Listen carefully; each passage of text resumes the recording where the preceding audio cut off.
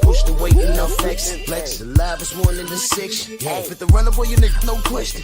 You will run a motherfucker high stepping. Hey, you never had a big enough weapon. Motherfucker never learned your lesson. I'm a 88 pack nigga. I'm a 88 pack nigga. I mean, day walker, drink blood, fangs out, full moon, motherfucker change like a hoe, nigga. I'm just a nigga from the hood trying to stack a little cheddar for the money. Yeah, buddy. Yeah, buddy. Lightweight.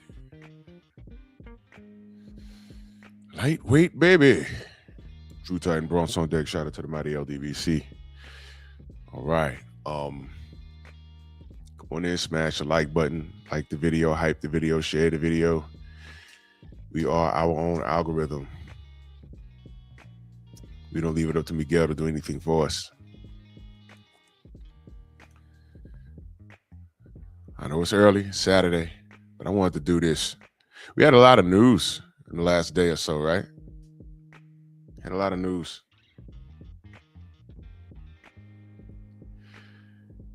But, you know, I don't like to be first. I just want to be correct. So this morning, we're going to play a little game.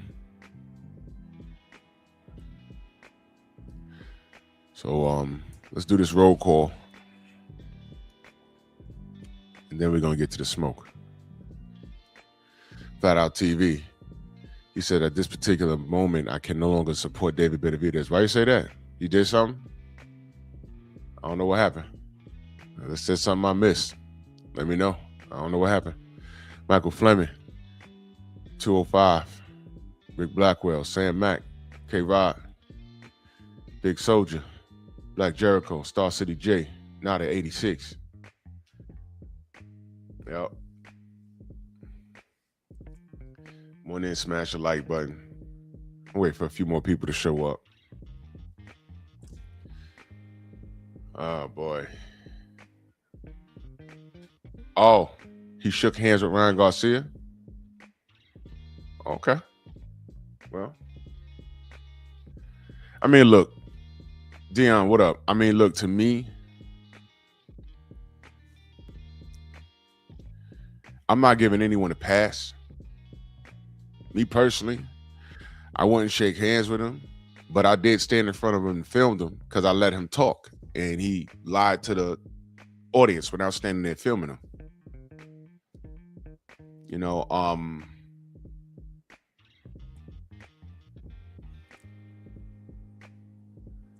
you have to maintain a level of professionalism. I mean, was he standing there politicking with him, smiling and joking like they were friends? Or did, you know, Ryan woke up to him and they just shook hands and they kept it pushing? Adrian, what up? I mean, I didn't see it. That's why I'm asking y'all. I didn't see it. I didn't see it. Because he also said in the interview, he said that Ryan was a cheater. He also said that. Yeah, Big Soldier. Yep. He also said that he was a cheater. He also said that. So, I mean, I gotta see it. I mean, the world lost their mind when Fury and Wilder dapped it up. And that was a big old thing. You know, I thought he cheated. He did cheat. But he was in Saudi Arabia for business. He didn't know that Fury was going to be there. Fury was there because his brother was fighting Jake Paul. But they called Deontay down there so they could secure some deals. And he saw him. So, he gave him a pound and he kept it pushing. That doesn't change how he felt about him. And you read some of the things that the people are saying. I'm not saying anyone in this chat said that. You know what I'm saying? I'm not saying that.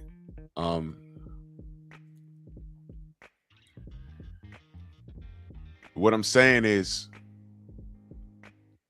he was down there discussing big money. What was he supposed to do? Punch Tyson in the face? And you see, that's what I'm saying. These kids, I call the kids, and I'm not saying this about anybody in the chat, but I'm talking about as it pertains to that particular situation. I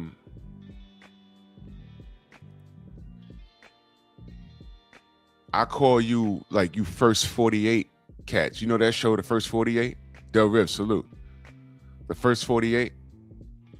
Usually, it's when a situation happens, somebody in the street crashes out, and now the law has 2 days to narrow it down to find out who did what. And 10 times out of 10, when they catch the person and you find out, yo, why'd you do that? This person's dead now. And it's something stupid like over a pack of cigarettes, an argument over who was first in line. Then they get to tussling, someone pulls out their firearm and shoots somebody, then leave the scene. It's like, whoa. Dial it back for a moment. Freedom's March, salute. Jimmy Bernard, Del Riv, salute. It's like, whoa. Dial it back. If you could take that moment back in your life, you'd have just let the person cut you in line. It's not that serious. You know, road rage. You know, that's the fastest crash out in it could happen to anybody. You could be having a good day, listen to your favorite beat, and then someone cuts you off, and now you're on 100. Dial it back for a moment. What are you on 100 for? He got in front of you. He's going to be away from you in about 60 seconds. I've known people to chase people for blocks and then jump out the car. I already told you what happened to me years ago. I don't even know what I did to do. And I pulled into a gas station, and I don't even know where he came from. He hopped out the car. Some little dude. And then when I hopped out the car, he snapped out of it.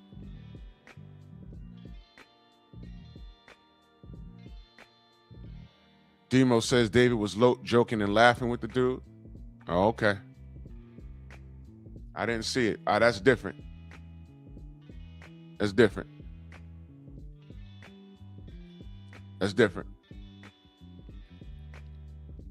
Was Deontay laughing and Stormy, salute. Isaiah, salute. Was Deontay laughing and joking with Fury? No. He was down there on business to discuss over $100 million payday and some fight deals. Fury says bomb squad. He gives him a pound and he kept it moving. He didn't stay there and talk to him. He didn't say, let's go get a drink. What did you expect him to do? And these first 48 kids was like, oh, he should have did this, should have that. Oh, he should have did that. Let me see. You're in a whole other country. Deontay's supposed to hit him with a closed fist for the world to say, oh, you couldn't do that in the ring, so you snuff him outside the ring. You's a sore loser. That was supposed to happen? And plus, you don't know what the penalty is if you do that over there. And the only people saying that in the chat, I know for a fact if you did do that, these are the first 48 ass ninjas. You'll be in prison. Plus, you don't know what the penalty is doing that in Saudi Arabia. It's not like up here, you go sit down, you make bail, and then, you got enough money to get out of trouble. You do that down there, you might have to sit down for 2 years, minimum.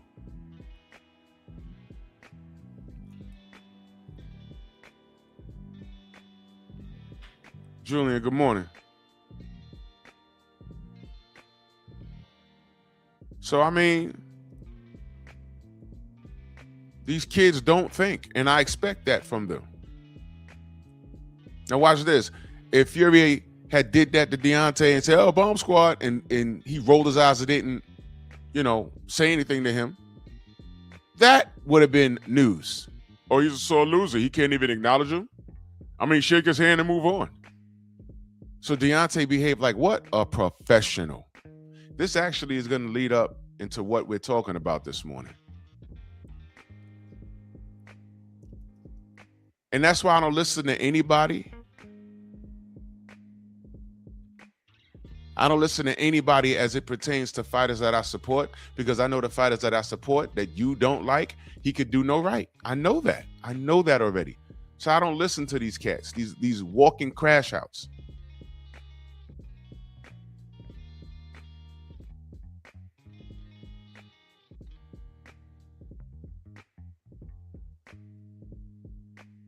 There's a bum ass in the chat right now that I just had to block. Drop the link. Let me cook you on Deontay. You can never cook me on Deontay. You can never do that. Day number 2, you're in here talking about Deontay when I brought up his name. But where are you when I talk about Ryan? Drop the link. I want to cook with you on Ryan. I don't see you.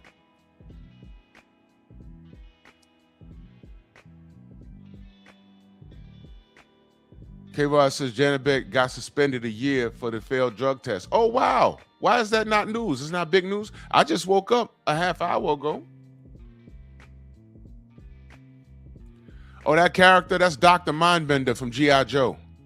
You know why I put him up here? Because this morning we're going to build a perfect fighter. Dr. Mindbender built Serpentor, the new leader of Cobra. And what he did was he went around the world and he got the DNA of the world's best leaders. Genghis Khan and, you know, if y'all watched the cartoon back in the day, I think it was in the beginning of season 3 where they invented Serpentor because Cobra Commander wasn't cutting it. It was the season before G.I. Joe the movie. And he got the DNA of world leaders to make the perfect leader. They went to everyone's tomb. I think they went to King Tut, Genghis Khan, and they were all on. G.I. Joe was like, what are they doing this for? And they made Serpentor. So Dr. Mindbender is going to help us make the perfect fighter this morning. Main Biker earlier in that super chat, he says they held Floyd captive for not paying his gambling. Exactly. So if Deontay snuffed Tyson Fury, what do you think they'd have did to him? He'd have still been sitting his ass down there, and they'd be like, oh, well, he crashed out. He crashed. He's a millionaire. He should know better than to do that. Everybody in the chat talking about, oh, I would have did this. I would have did that. Nah, Main Biker, nah. They see, I was young, but I was watching that. I said, they're going to go to Hitler's tomb? Nope. They skipped right over that. And I think Dr. Mindbender's German. He spoke with an accent. They made sure they skipped right over that. They also didn't go to Shaka Zulu's tomb. I was looking for that. They didn't do that. But the premise behind it was dope. But it was still a kid's cartoon.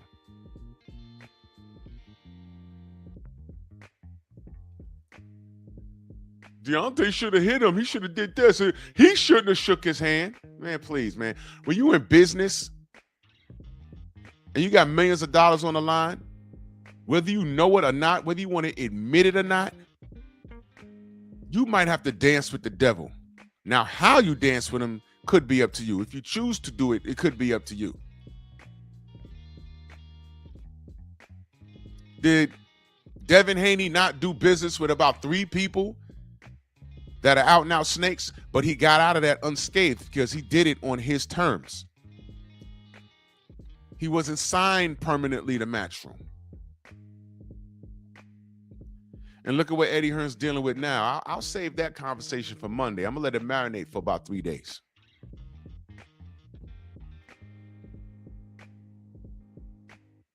I'm going to let that marinate. You see?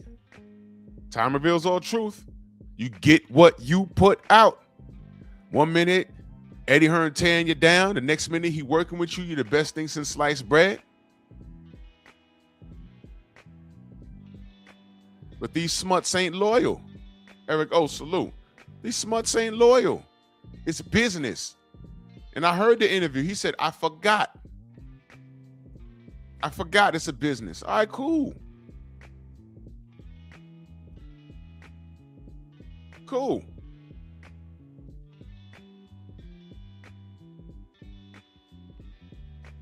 Man, now let's begin this exercise. I done talked y'all to death.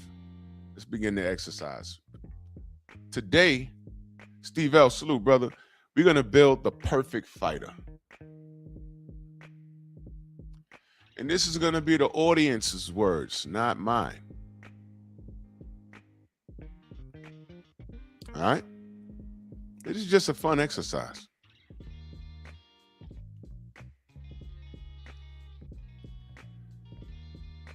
We're going to build the perfect fighter.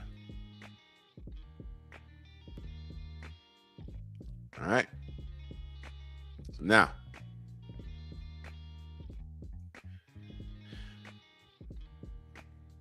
All right, let's play the game. And this is for everybody. And I'm gonna show y'all the difference in the level of supporters.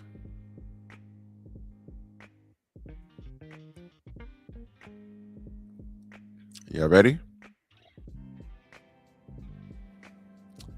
Where do you want this fighter to be born and raised from? Where? What part of the globe? DJ Punch, salute.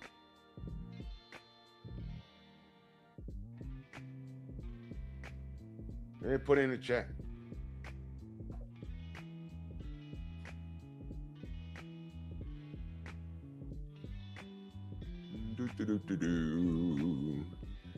Detroit. Main biker says America. Okay. I like for him to be American, of course. Of course, I'd like for him to be American. Hell yeah.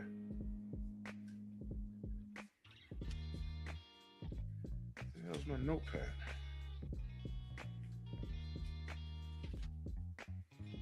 Yeah, man. Don't matter. Don't matter. You can say USA. You can say a specific place in America. This is your fighter. This is your fighter. Yeah, K-Rod, we are. We are. I just want to get some things down. So he's from where?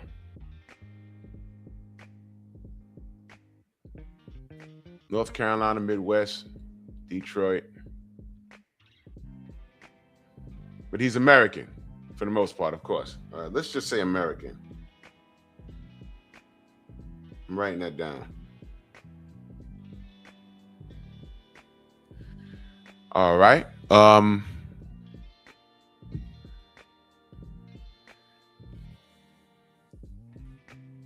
Riffs is Harlem. That's what's up. So let's just say American, because he could be from anywhere. Say American. Okay. All right. Now, let me ask.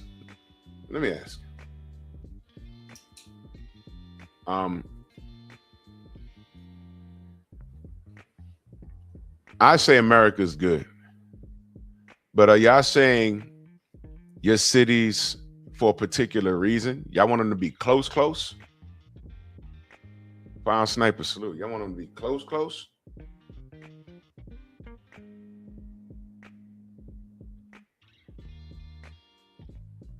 Y'all want to be close? Like, why is that? Why is that? I'm asking all of these questions for a reason. Nada said Philly. K-Rod says Bronx. Different reason, different styles. I get that. Yeah, Eden, we won't be so lucky. The pillow biters love Ryan. They love them some Ryan.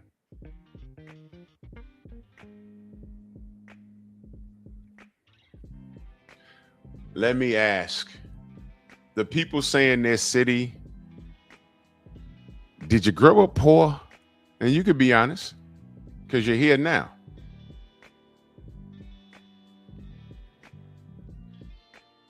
Did you grow up poor? Did you grow up hard? Did you grow up in the trenches? Is that why you want that fighter to come from where you come from? I'm just asking.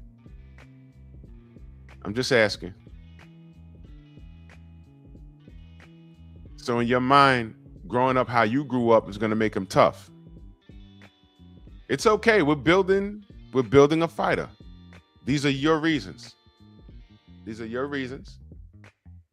Eric O says a little bit. So he's American. And he's from the trenches. Okay. So let's write that down. American. From the trenches. Because that matters.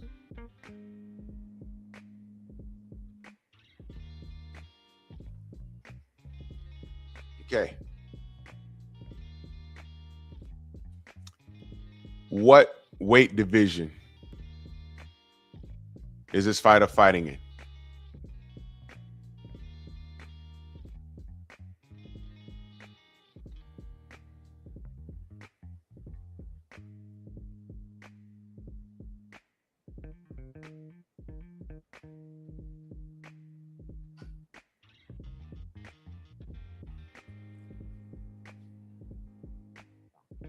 What weight division? Okay.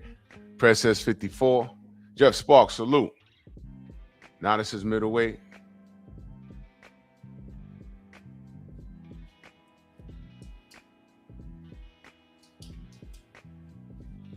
K-Rod says heavyweight.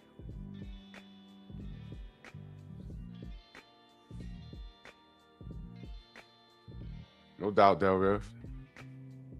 Middleweight. Okay.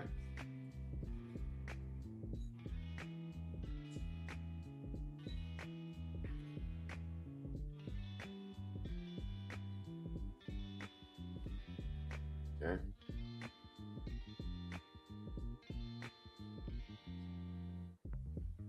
Rick Blackwell says welterweight.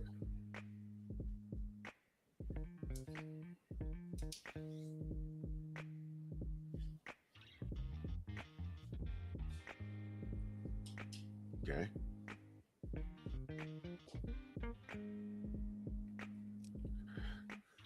So we'll do like around the middleweight division. All right, cool.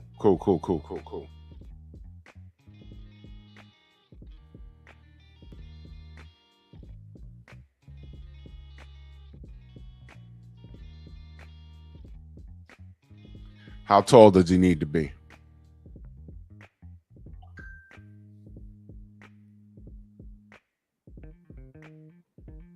Sound like Kevin Samuels.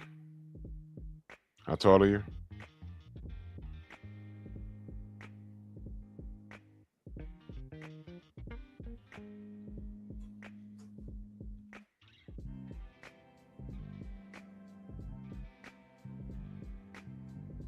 $5'11".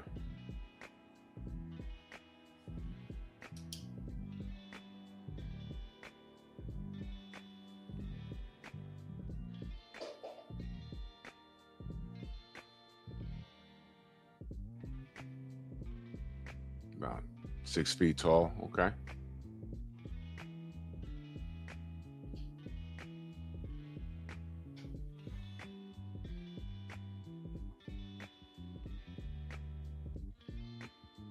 All right.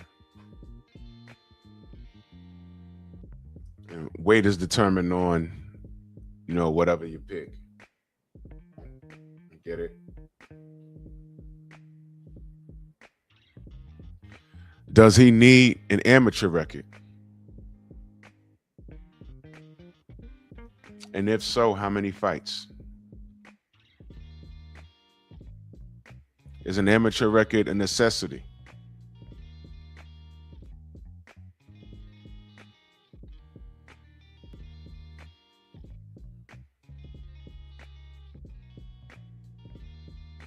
At least 20 amateur fights?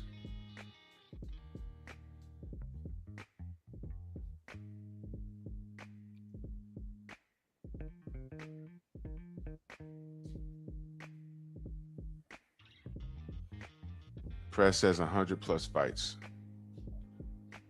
Welcome down, Van Houder. Salute, man. What's good, brother? We're building the perfect fighter this morning. This is just a group exercise. MJ, what up? So far, welcome down. So far, we got, he has to be American from the trenches, whatever that means. Weight of your choice. About 6 feet tall. And right now, the question is, does he need an amateur record?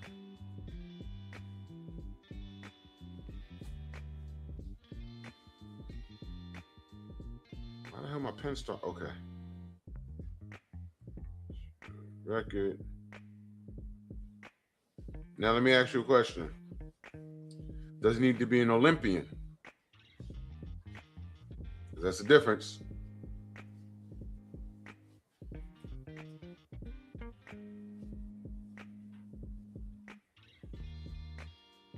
Does he need to be an Olympian? K-Rod said my height, my fighter's height is 6'9". Okay. Does he have to be an Olympian?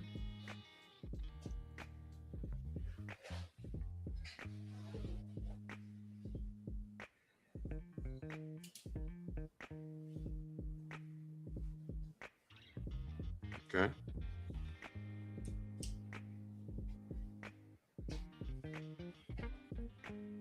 All right.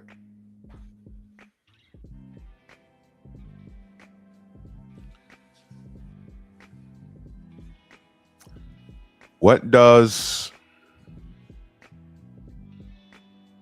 All right, let's talk about attributes.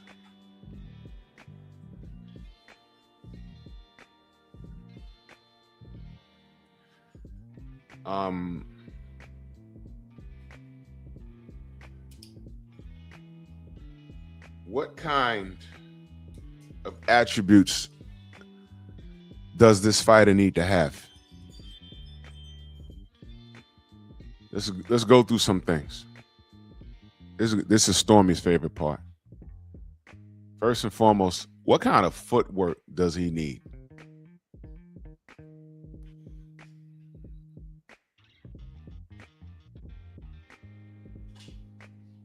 Think of a fighter from any point in time. I mean, you kids, y'all only know maybe the last 8 years or so, but I've seen some footwork in person. I've seen some footwork in black and white video, and I know there's things that a lot of y'all don't understand.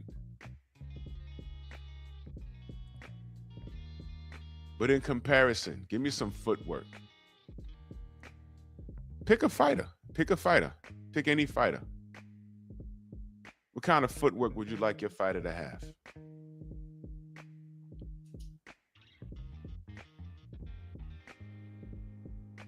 You see, this is the part where I would love for a brother like Scrapbook to join the panel. Because he would like destroy you in this.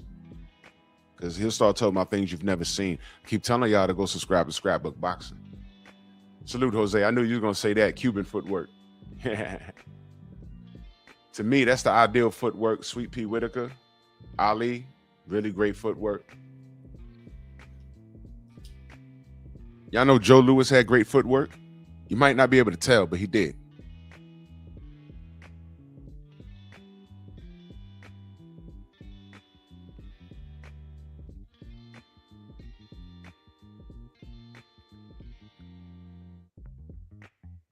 The way they fought back then, you would think that they're plotters.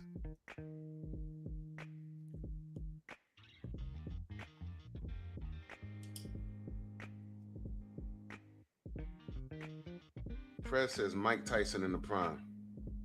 I'll make a note of that.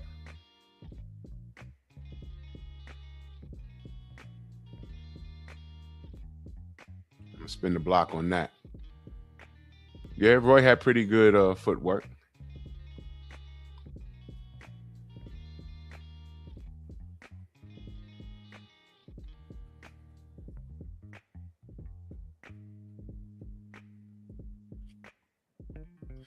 What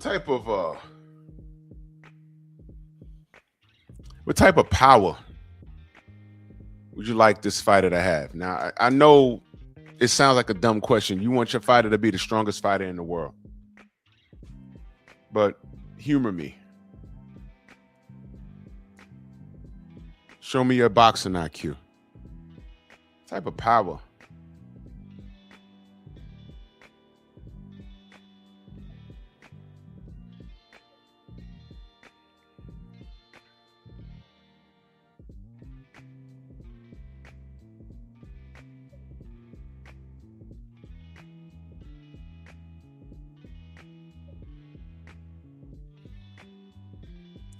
Welcome down, Ram. Don't give it away.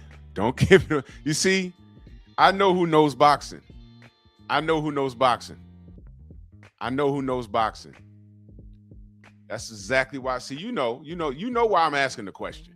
You know why I'm asking the question.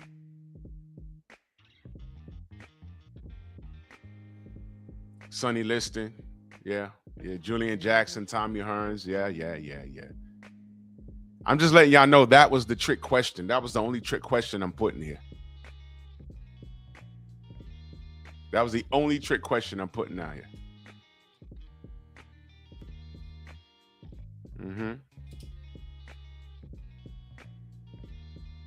I'm writing all of this down. So when I open up the panel, I'm gonna go person by person.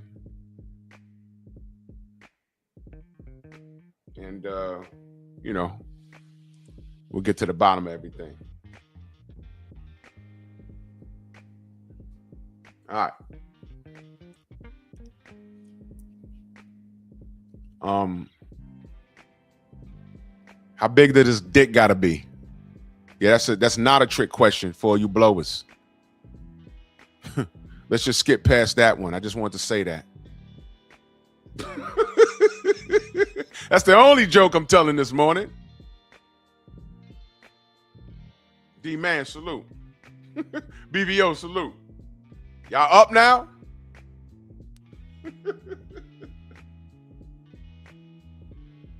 All right. So now, I'm gonna ask this question. How does he have to look? His physical appearance. How does he have to look? That's a real question. The other one was a joke. How does he have to look to you? This is very important. And there is no wrong answer because this is your fighter. That's the brilliant part of this. There's no wrong answer. This is your fighter. How does he have to look? Bob, salute. There's no wrong answer. So we got height.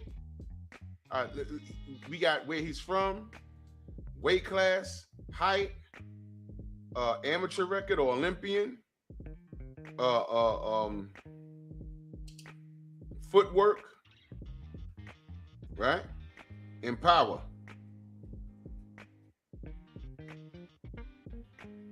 Now we're up to physical appearance.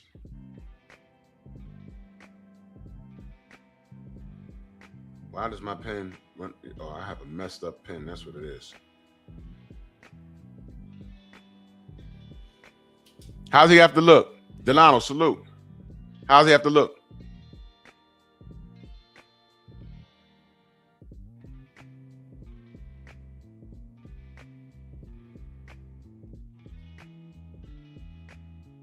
Rick Blackwell says black.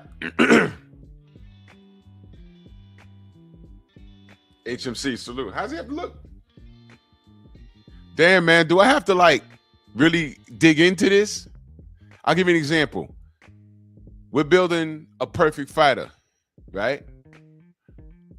I know my brother Jose is going to say, hey, man, I want him to look as close as me as possible. First off, he got to be Cuban. There's nothing wrong with that. He didn't say that. I'm just saying, I would assume, hey, perfect fighter. Jose is around gyms. He has a boxing background. He's seen some great fighters. Why not make him Cuban? Cuba has a great boxing background, and that's okay. So that's my example. So I'm asking y'all, how would this fight have to look? Give me the physical appearance. K-Rod says mine will have a six-pack and shredded, vascular. Okay. Ortney, what up?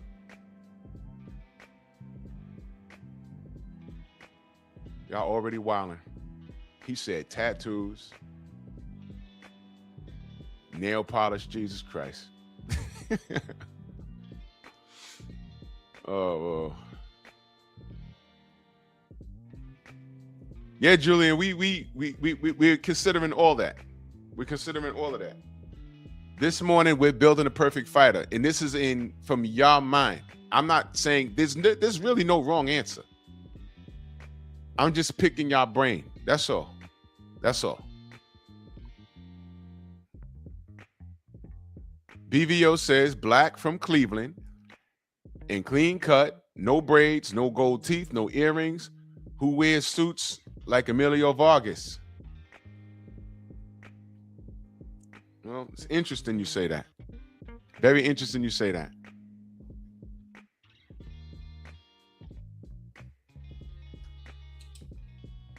Because Jake Paul, who's a pro boxer, I ain't see him wearing suits to no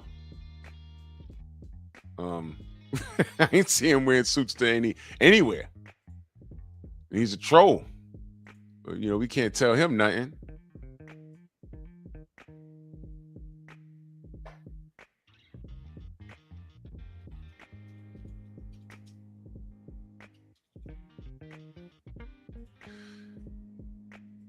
Just a thought. Hamza Shiraz showed up to the presser, and I was there.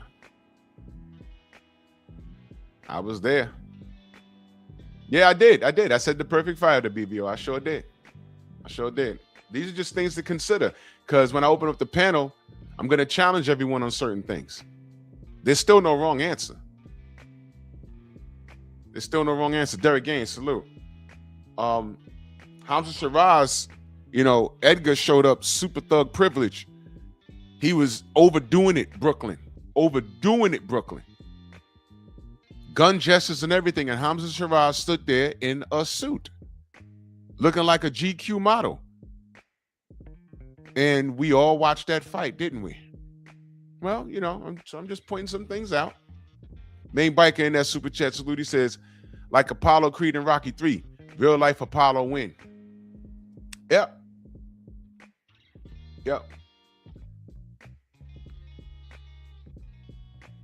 Yeah, K-Rod, it's your fighter.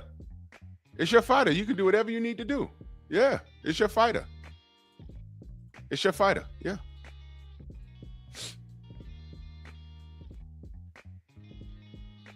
So we're down to physical appearance. It's up to you. I just wanted to see what people were saying.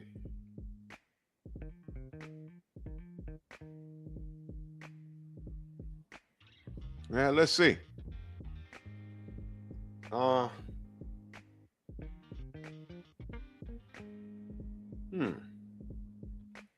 Ja Champ, salute. King, what's going on? All right.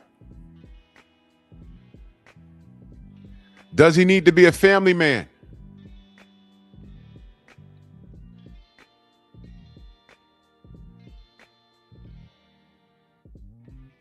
Does he need to be a family man?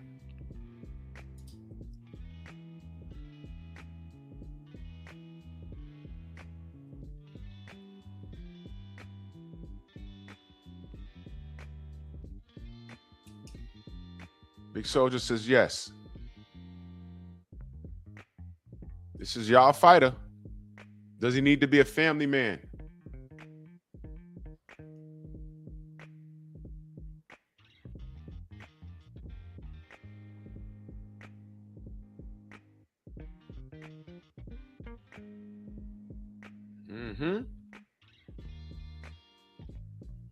Stupid. Isaiah's stupid, bro.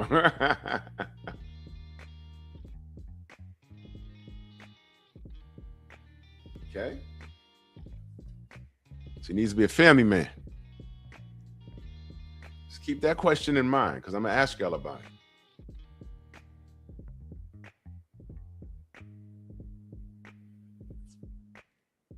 Now, listen to this next question very carefully. Very carefully. Is your fighter, as you built him, is he in his prime? Or is he a rookie? Is he in his prime? Or is he a rookie?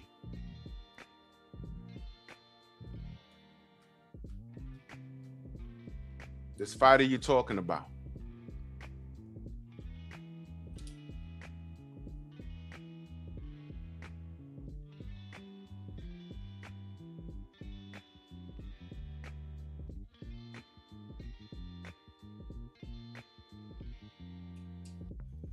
BBO says prospect.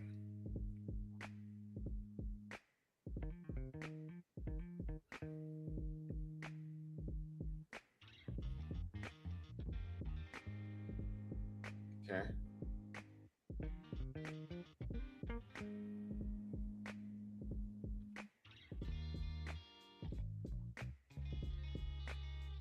Okay.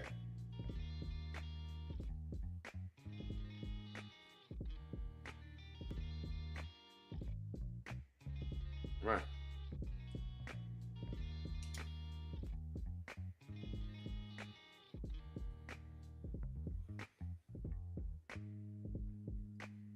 Okay. All right, my next question. How much money is he worth?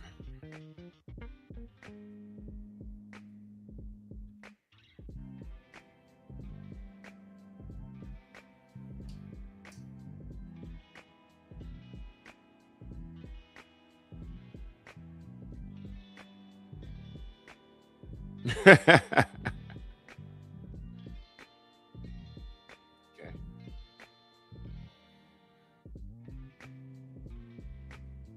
So here's what we got so far. Where he's from, weight division, height, amateur record. Does he need to be an Olympian? Footwork, power, physical appearance, whether he's a family man or not, is he in his prime or a rookie, and his net worth.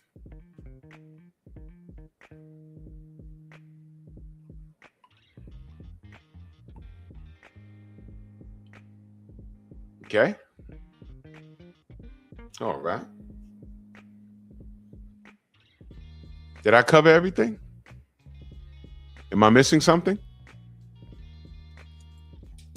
Oh, yes. Who's he promoted by?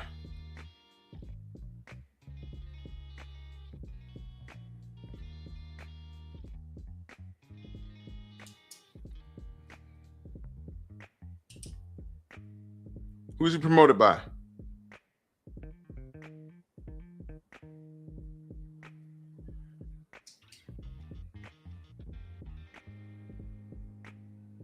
BBO says Turkey.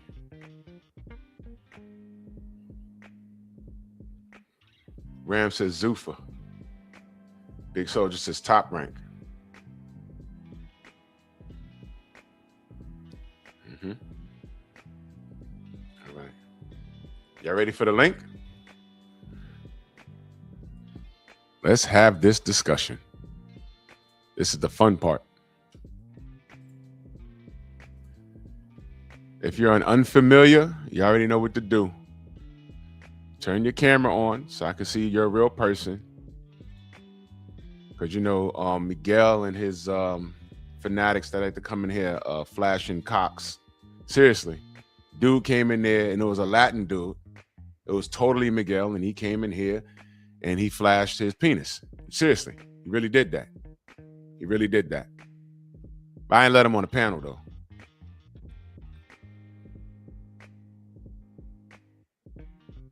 I ain't let him on. He was backstage, you know, showing his penis.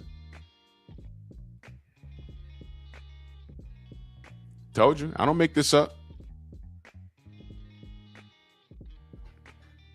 What happens when everyone talk about me? They can't talk about me without talking about my physical appearance. That's why I don't turn my camera on, but once a week. 1 second, y'all. What the fuck is this?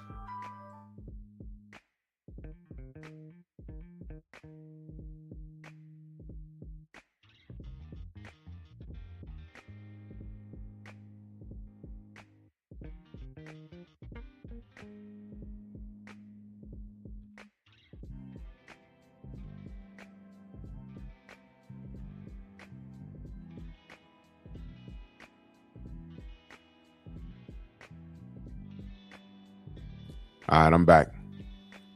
So there's the link. Y'all come up when y'all ready. And we're going to build this perfect fighter today. We're going to build it. I think this is a great exercise.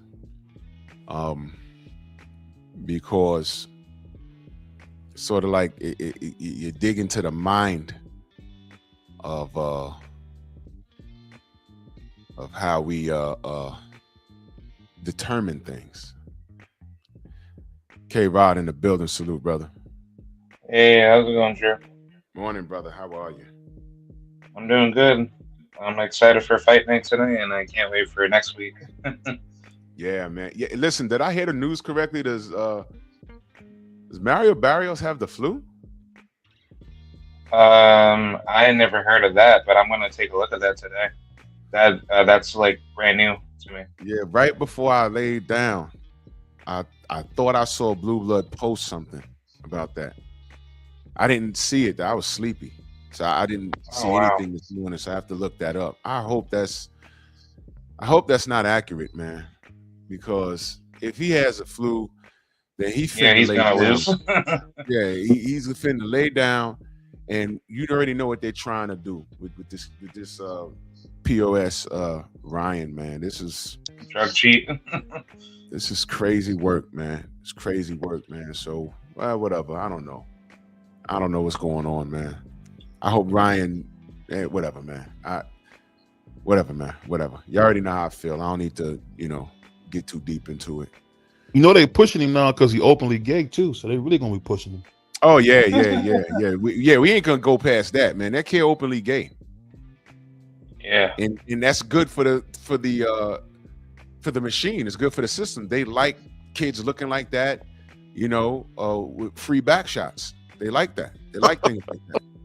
So I mean, look, I told y'all. I told y'all there was something crap with that kid. Whenever you see kids crashing out like that to the degree that he did, there's something else going on. There's something else going on. You don't walk around. Listen, you don't walk around with Gorlock the Destroyer and take a lie detector test and talk about you find it attractive. He was not playing. What he's doing is he's playing in your face. And I know there's a lot of Ryan fans say, "Oh, he was just playing." No. What it is that here's what you need to understand. There's hope for you because look at what he's attracted to. He physically assaulted his baby mama, his ex-wife that he has children with. But he says Gorlock the Destroyer is attractive. The reason why you punch your wife in the face because she didn't look like that, and you're fighting something. That's why I tell all these dudes, man, if you like that, just come out so you can be more comfortable in yourself. All this trolling and stalking and everything, you ain't got to do all of that. Come out, be comfortable with yourself. Don't come here with it because I don't get down like that. But be comfortable in your skin and go somewhere. So you ain't got to have these suicidal thoughts. Be comfortable in yourself. And that's what it is. When you hear Bernard Hopkins talking about how this kid look, I was saying back in the 90s, I said, yo, Oscar's a dog in that ring. I have nothing bad to say about Oscar De La Hoya's in-ring performance. Oscar's a Hall of Fame fighter. He's a legend. He was a dog, an absolute dog. But he's a douchebag outside the ring. And there was things that I was watching in his mannerisms. I said, hey, man, I think this dude gay. And what do you think the Latinos around the Bronx was telling me? Drew just jealous. Drew just jealous. I said, no, I'm not. I enjoy watching his work. You just enjoy watching him. But I expect that from women. I'm watching the sport. I said, I like Oscar in the ring. But I get why y'all watch boxing. HBO will tell you their ratings went up whenever he fought because of how he looked. These chicks don't watch boxing. I watch boxing. But they were getting the best of both worlds because I like watching Oscar fight. If you never watched, listen, the best performance I seen Oscar in was when he fought Ike Corte. Just watch the fight. Just watch that fight. Yeah. Oscar's a dog. Oscar is a dog. All right? That was a great fight. But the girls were crying because there was moments in that fight he was getting beat up. You understand? But I'm like, man, look, that's why I can't watch. Dude, I don't go to fight parties unless 90% of the people in the fight party are men interested in the fight. I can't watch with no chicks around that's rooting for a dude because he cute. Or rooting for a dude because he crazy and they identify with crazy. Stupid ass. It's crazy work. But anyway, that's why they like Ryan. Because he's sexy to them. These are grown men thinking like that. When Bernard Hopkins made the bathroom threat to Bill, That was in. Do you know how crazy that was?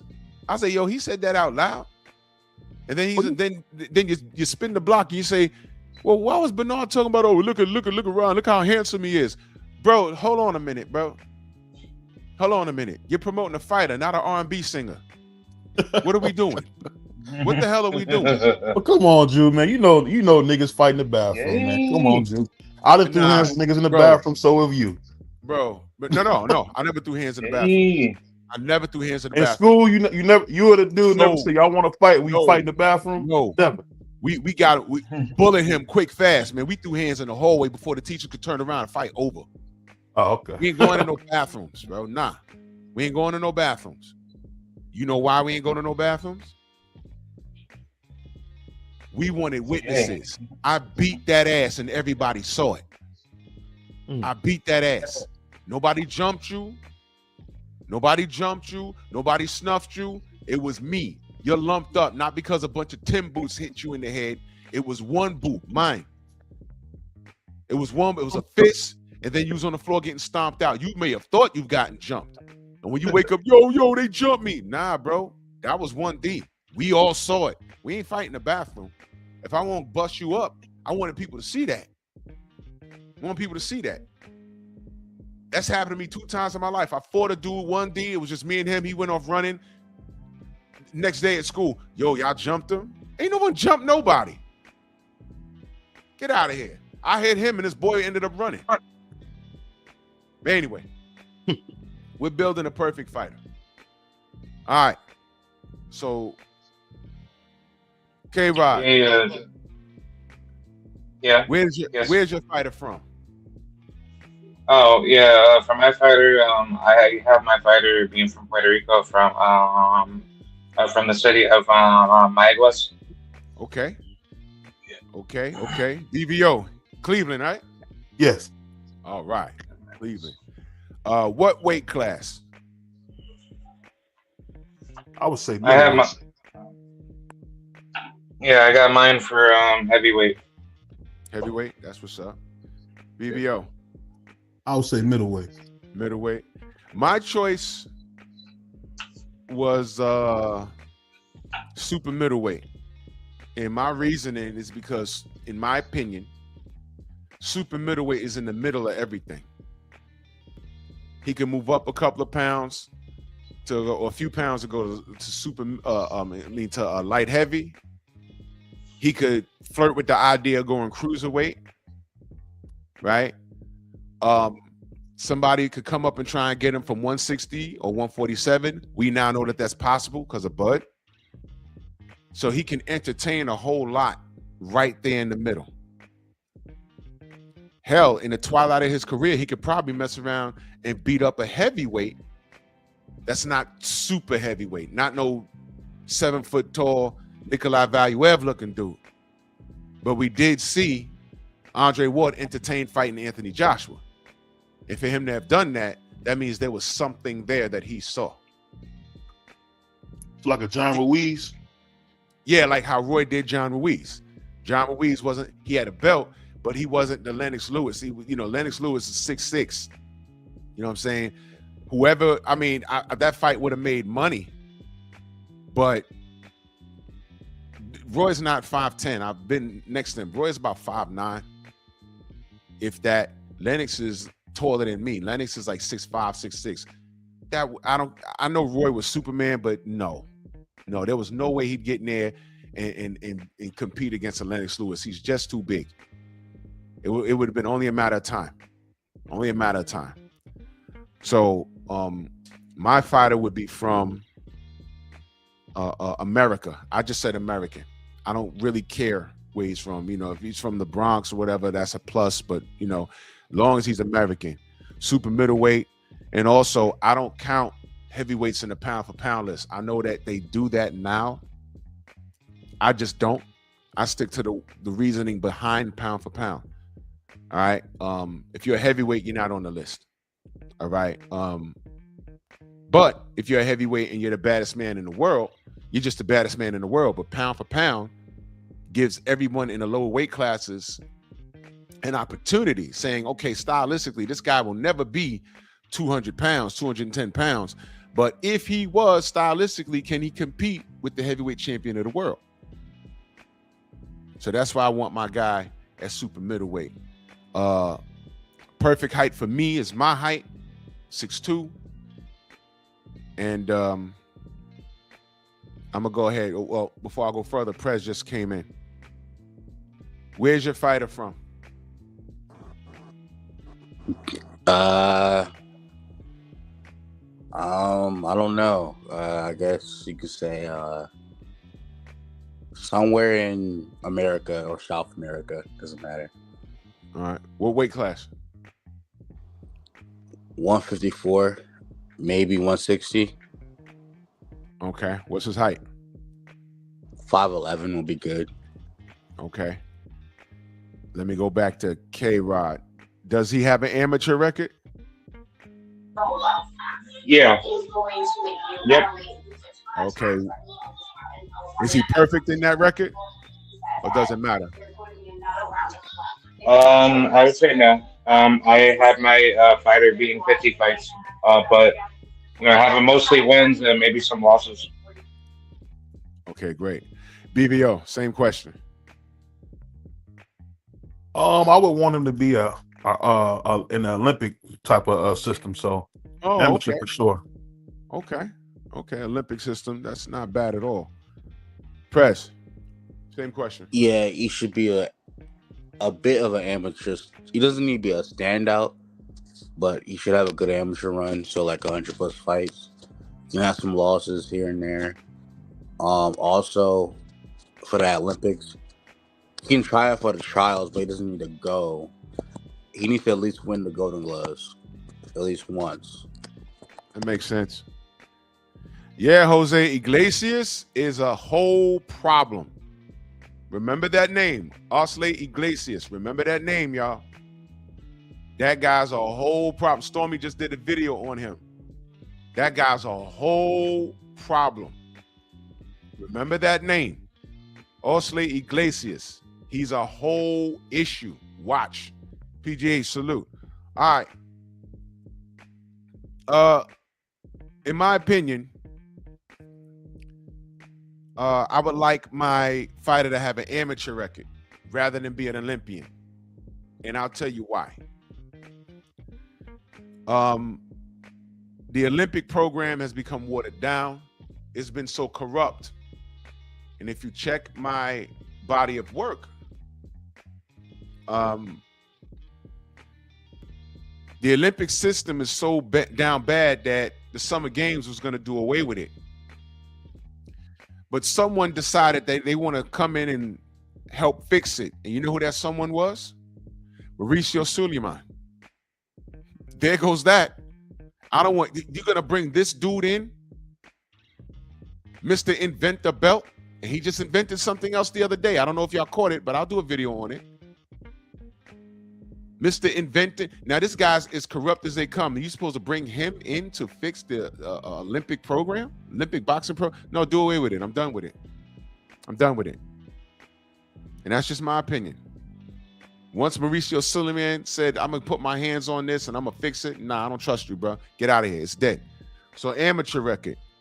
And I would like my fighter to have at least 100 amateur fights and like 25 losses. And I'll tell you why later. But I need him to have those losses. I need that. I need people walking around on the pro level talking about, I beat them in the amateurs. I need that. So now let's go to footwork. K-Rod, what type of footwork does your fighter need? Yeah, for my footwork, for my fighter, I want my fighter to have a Sugar Ray Robinson level of footwork. Okay. BVO. I want to speak to be in the mud. He don't have to have break feet. All right. He gotta be a plotter. He just gotta be standing there. You gotta come forward. Come forward. Yeah. Okay. Like a haggler to me. Hagler, okay. Well, you know, Hagler,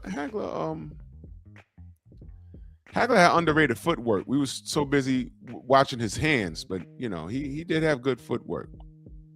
Yeah, he definitely did, especially when he fought Leonard. He showed a couple of wrinkles we hadn't seen.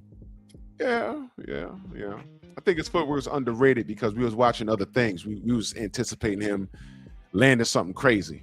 You know what I mean? So we that's what happens with a lot of fighters. We disregard other things that they're doing, which they do very well. Because we are looking for them to do what they're known for. You know what I mean? So I feel you, but okay. Prez, same question. So it depends on their style. My fighter would have like two different styles in one. So you would have Sugar Ray Leonard footwork, but also Mike Tyson footwork. So like there's like that angle I'm going with. I was going to say Lomachenko, but I think the two I said was good. Loma got great feet. He did. Prime Mike Tyson had really good feet. Somebody put in the chat, they said Roy. No. Here's my issue. Here's my issue with that. Roy was extremely phenomenal and fun to watch. But you got to understand, Roy did everything wrong. But he was so comfortable and it made him awkward. He knows how to box. He learned that already. But he was such a phenomenal athlete that he got away with everything wrong. You would never train anybody off the street to fight like Roy because you will get that person killed unless they are A, a great athlete like Roy, and B, understood distance and had a boxing IQ. Roy in his prime understood distance, had a boxing IQ, and was such an athlete. He was trying things in that ring that you would never, man. I personally couldn't coach Roy back then because I'd be like, hey, you're giving me a heart attack, man.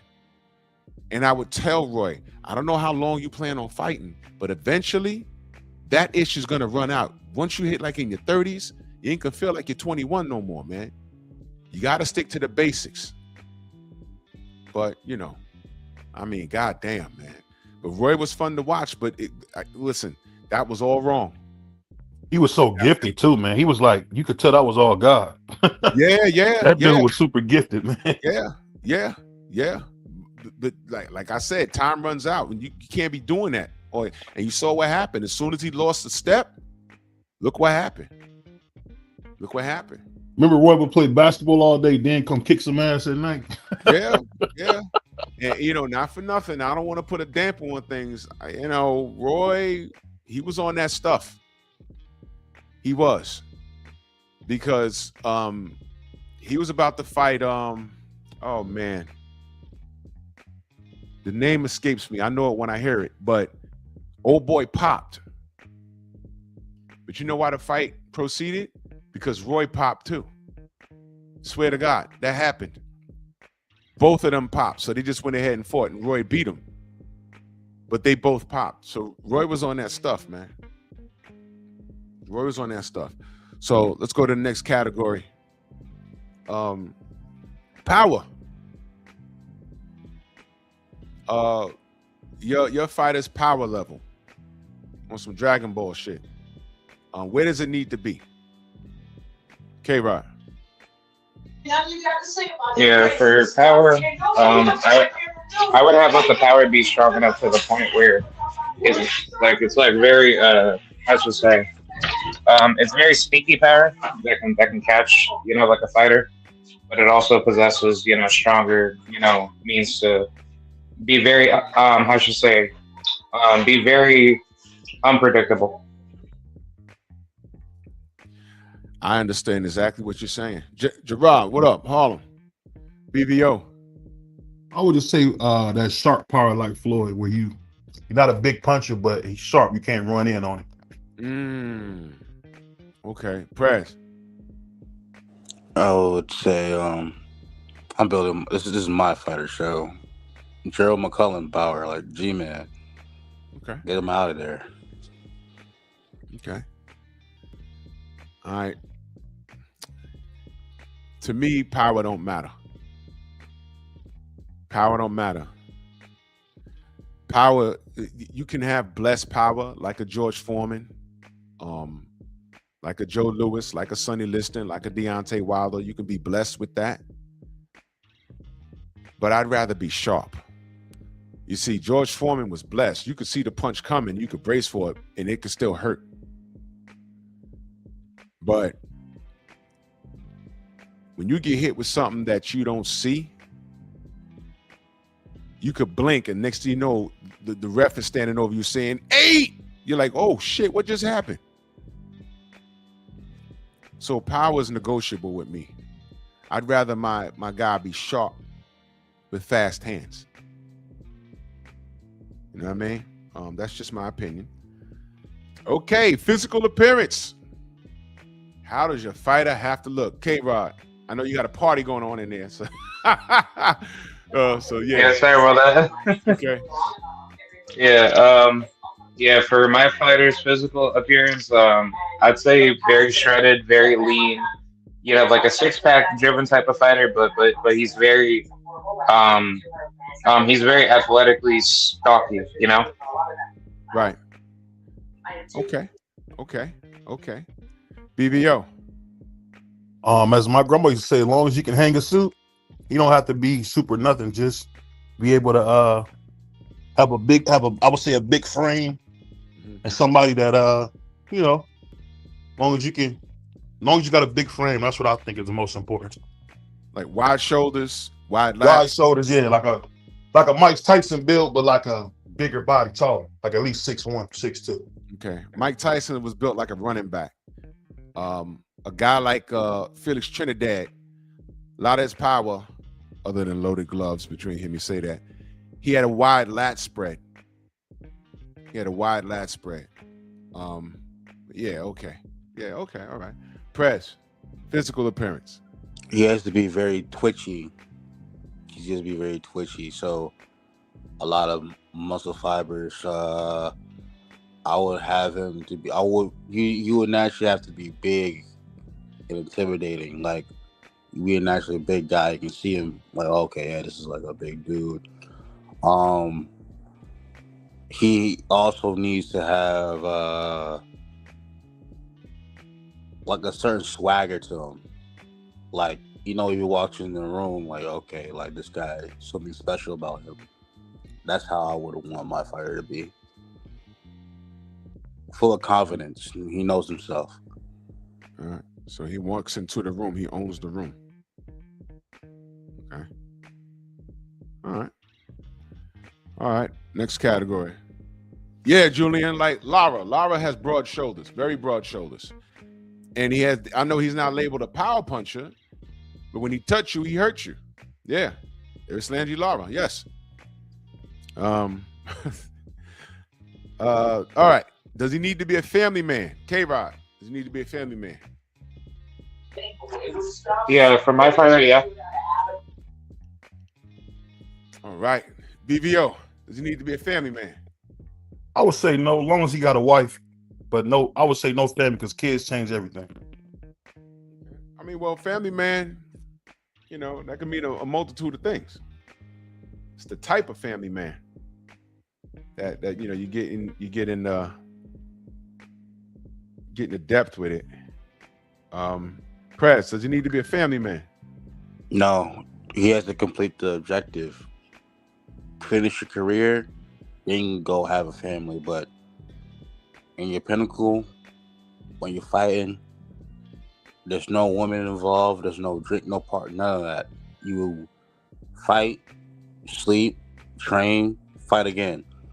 I don't want you to be distracted because I know in the sport, when you get distracted, stuff like the family, kids, all that stuff, it takes away from the importance of what you're trying to do. So yeah, no, none of that.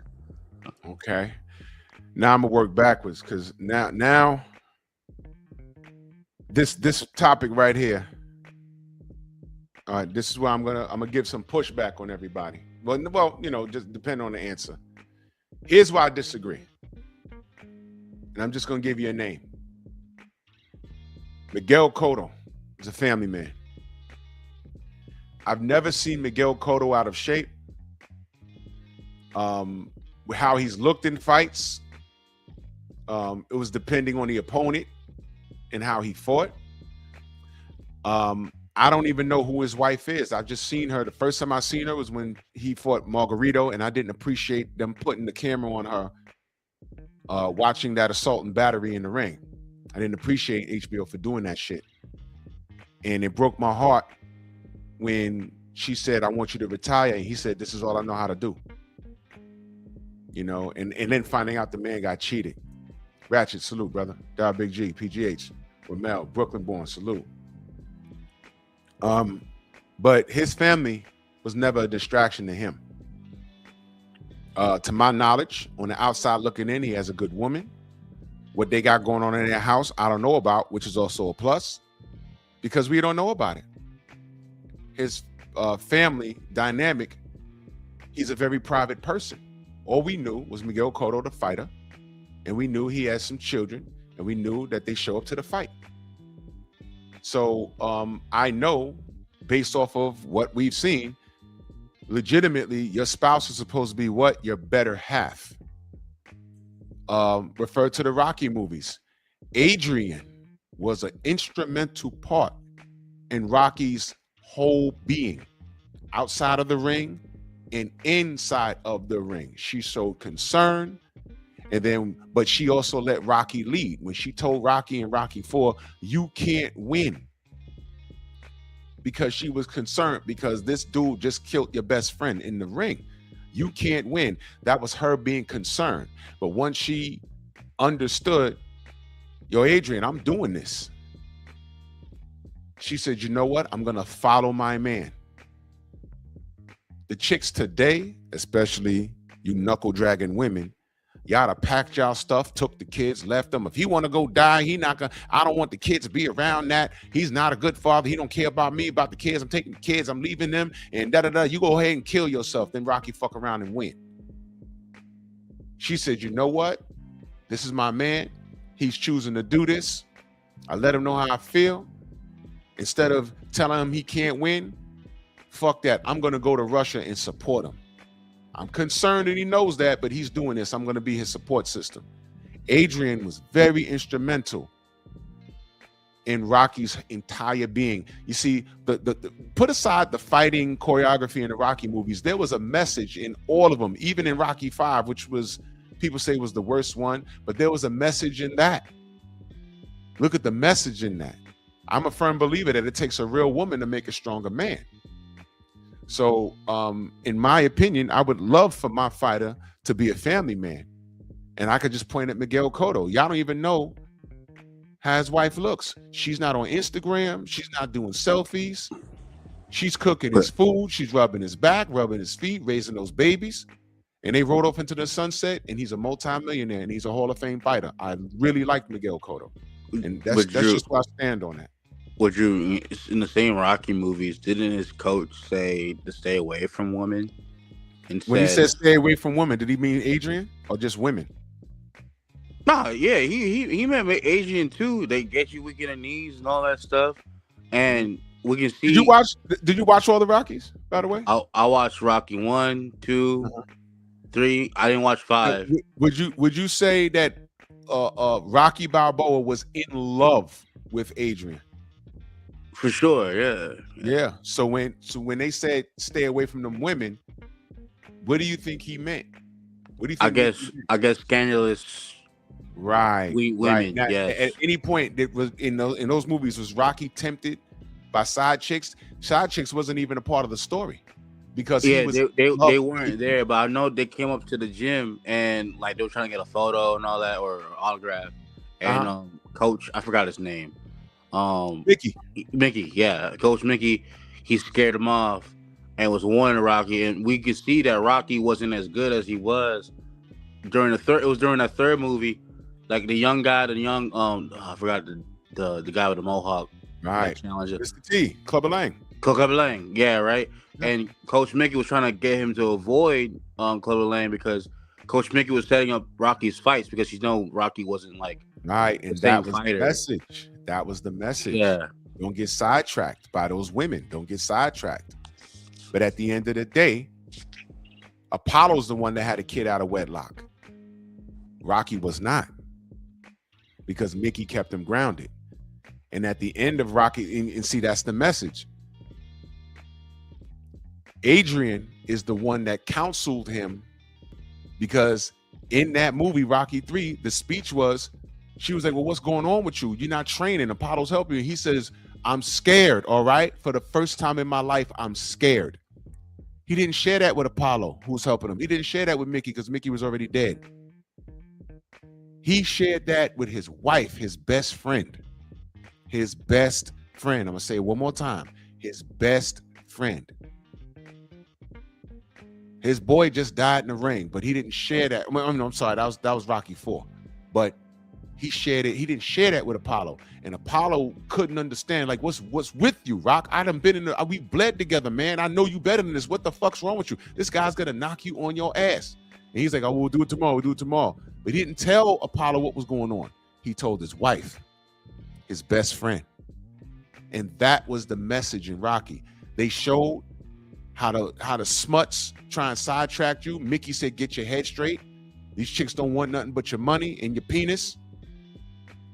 And Adrian was down for the cause. Adrian kept him level. Adrian was his ear. Adrian was what? His better half. And that's where we've gotten away from in American family structure. See, I'm big on family. So I would love for my fighter to be family oriented. I'll give you another example. Because we did Miguel Cotto, we did Rocky Balboa. Since he's in the Hall of Fame, why not? What about Andre Ward? Andre Ward. Give me a second, y'all.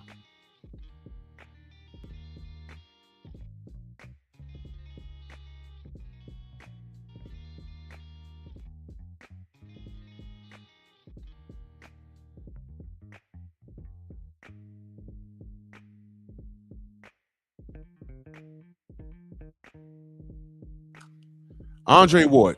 It's another example. Do y'all even know how his wife looks? I've never seen her. Never seen her. Again, she's not. Watch this. We all know how Steph Curry's wife look, right? That's a damn shame. The woman literally said she wants attention from other men. She's one in life. She got king of the light-skinned Negroes. Steph Curry is 6'5", has a jump shot from hell, multi-millionaire. She ain't got to work a day in her life. She has a family with this dude. She's won. She won. But it's just not enough, isn't it? And unfortunately, women like that are all on the internet with the biggest mouths. The biggest mouths. But now you look at Andre Ward. We don't know how his wife looks. I don't even know how his children look. All she does is support him from behind the scenes because he has a relationship with God. He had a relationship with his father. He has a relationship with his mother. He went through his own trials and tribulations coming up. And the family structure defined him as a man first. And he carried that demeanor on into his boxing career. He made a lot of mistakes. And he carried that into his career. And that defined him as a man. He didn't have to figure things out on his own. He didn't have to do any of that. He didn't have to do any of that. You understand what I'm talking about? So in my opinion, family structure is beyond important to me in a fighter. Family structure could define a fighter. You could see a fighter fall short for the lack of family structure, and you might not even know what's going on. You can have a fighter that comes from a broken household, and that can motivate him to do certain things, but it can also harm him because he didn't have certain things. Is any of this making sense? If it's not making sense, tell me. Is it making sense? I hear you. I hear you. I agree to a certain point, but the reason why I say like I don't believe a fighter should have a family until their career is over with is because boxing is just that it's a different sport than any other sport. It's the most hard. It's the hardest sport, and I think it takes a lot of mental fortitude to have to do that, and also have a family as well. So I would rather my fighter to have a pointed objective to become a great at this sport, become a legend, an icon, and not get this like I don't want to say the word distracted. I don't think a family is a distraction. I don't think so. But You don't want him to have that lingering responsibility? yeah, exactly. That's the word. Okay. Because So how long is your fighter's career? how long? So I would love for him to turn pro. Well, at 19, 20, that's a good time, And when is he retiring? and you'll retire, God willing, in his mid to late 30s. Mid to late 30s. Yeah. And then he can start a family then? Mm-hmm. What's the difference between him starting a family early when he ain't got nothing as opposed to when he's made millions of dollars, if he's made millions of dollars? Wouldn't he have to be more careful when he has those millions of dollars? Well, you would have to be more careful. I'm not saying that, but you would have to be careful in all when you get with women. Well, I'm young. I don't. But when you get when you see modern, especially in a time frame we're in now, we see modern women and we see how they work, even with the average guy that's making the basic wage in America, and you see how they're treated as well. So yeah, we see these multi-millionaires get tricked out by these chicks, and it's just a thing they do now, right? I'm not saying that hey, I came up with her. We was both broke, hungry, we didn't have nothing, and that isn't a good story. That she was with you the whole time. But we've seen time again, like people leave their like wasn't Aisha Curry with Steph when he was broke and had nothing? Yeah, Exactly. yeah. So and now she want to do all this scandalous behavior, talking crazy out her neck. He's the one that gave her the book thing. All the business she's done. That man helped her out with it. He was the one that set it up with his money and Is all that the stuff. majority of women? Is that right now? Yeah. Aisha Curry, like her status, or what do you mean? I mean, is Aisha Curry? Is she's the standard of women? Is she's the Her mentality? Yeah. In a modern sense, yes, I will say yes. Okay. I Do think, you have a girlfriend? No, I had a girlfriend 2 years ago. Okay. All right. This is very important. It's just very important. But not anymore. I don't. No. No. Listen, worry about your bag. The women are gonna be there. I'll tell you that. To me, in the sport of boxing, family is very important. There's a lot of fighters that were family men, and you would never have known it. But I've spoken to quite a few. The one person that held them down was their wives. They were always there. When even your trainer got to go home. And I've known fighters that have father-son relationships with their trainers, but when they go home, you spill your guts to your wife. And I just see that it's very important. That dynamic, I'm saying family man. I'm not only talking about the family you make, I'm also talking about the family you come from.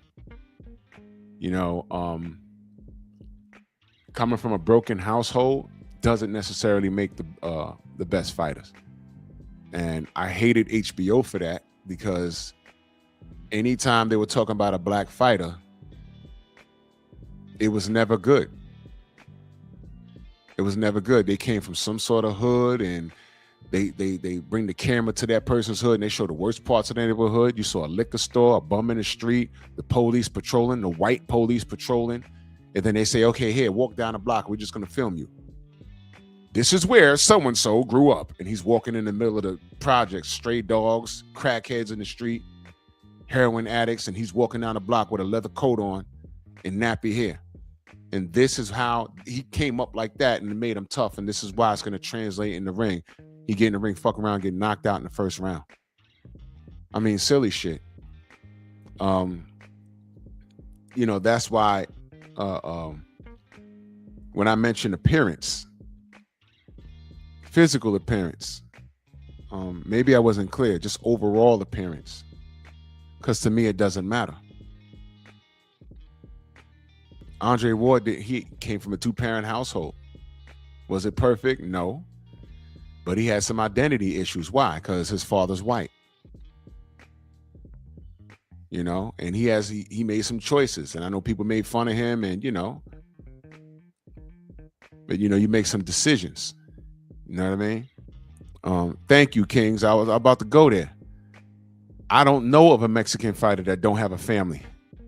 Matter of fact, I doubt there was ever a Mexican boxer in the history of mankind that did not have a family. Eric Morales has a wife and a bunch of kids. Barrera, Marquez, you know what I mean? His brother, rest in peace to him, was a fighter.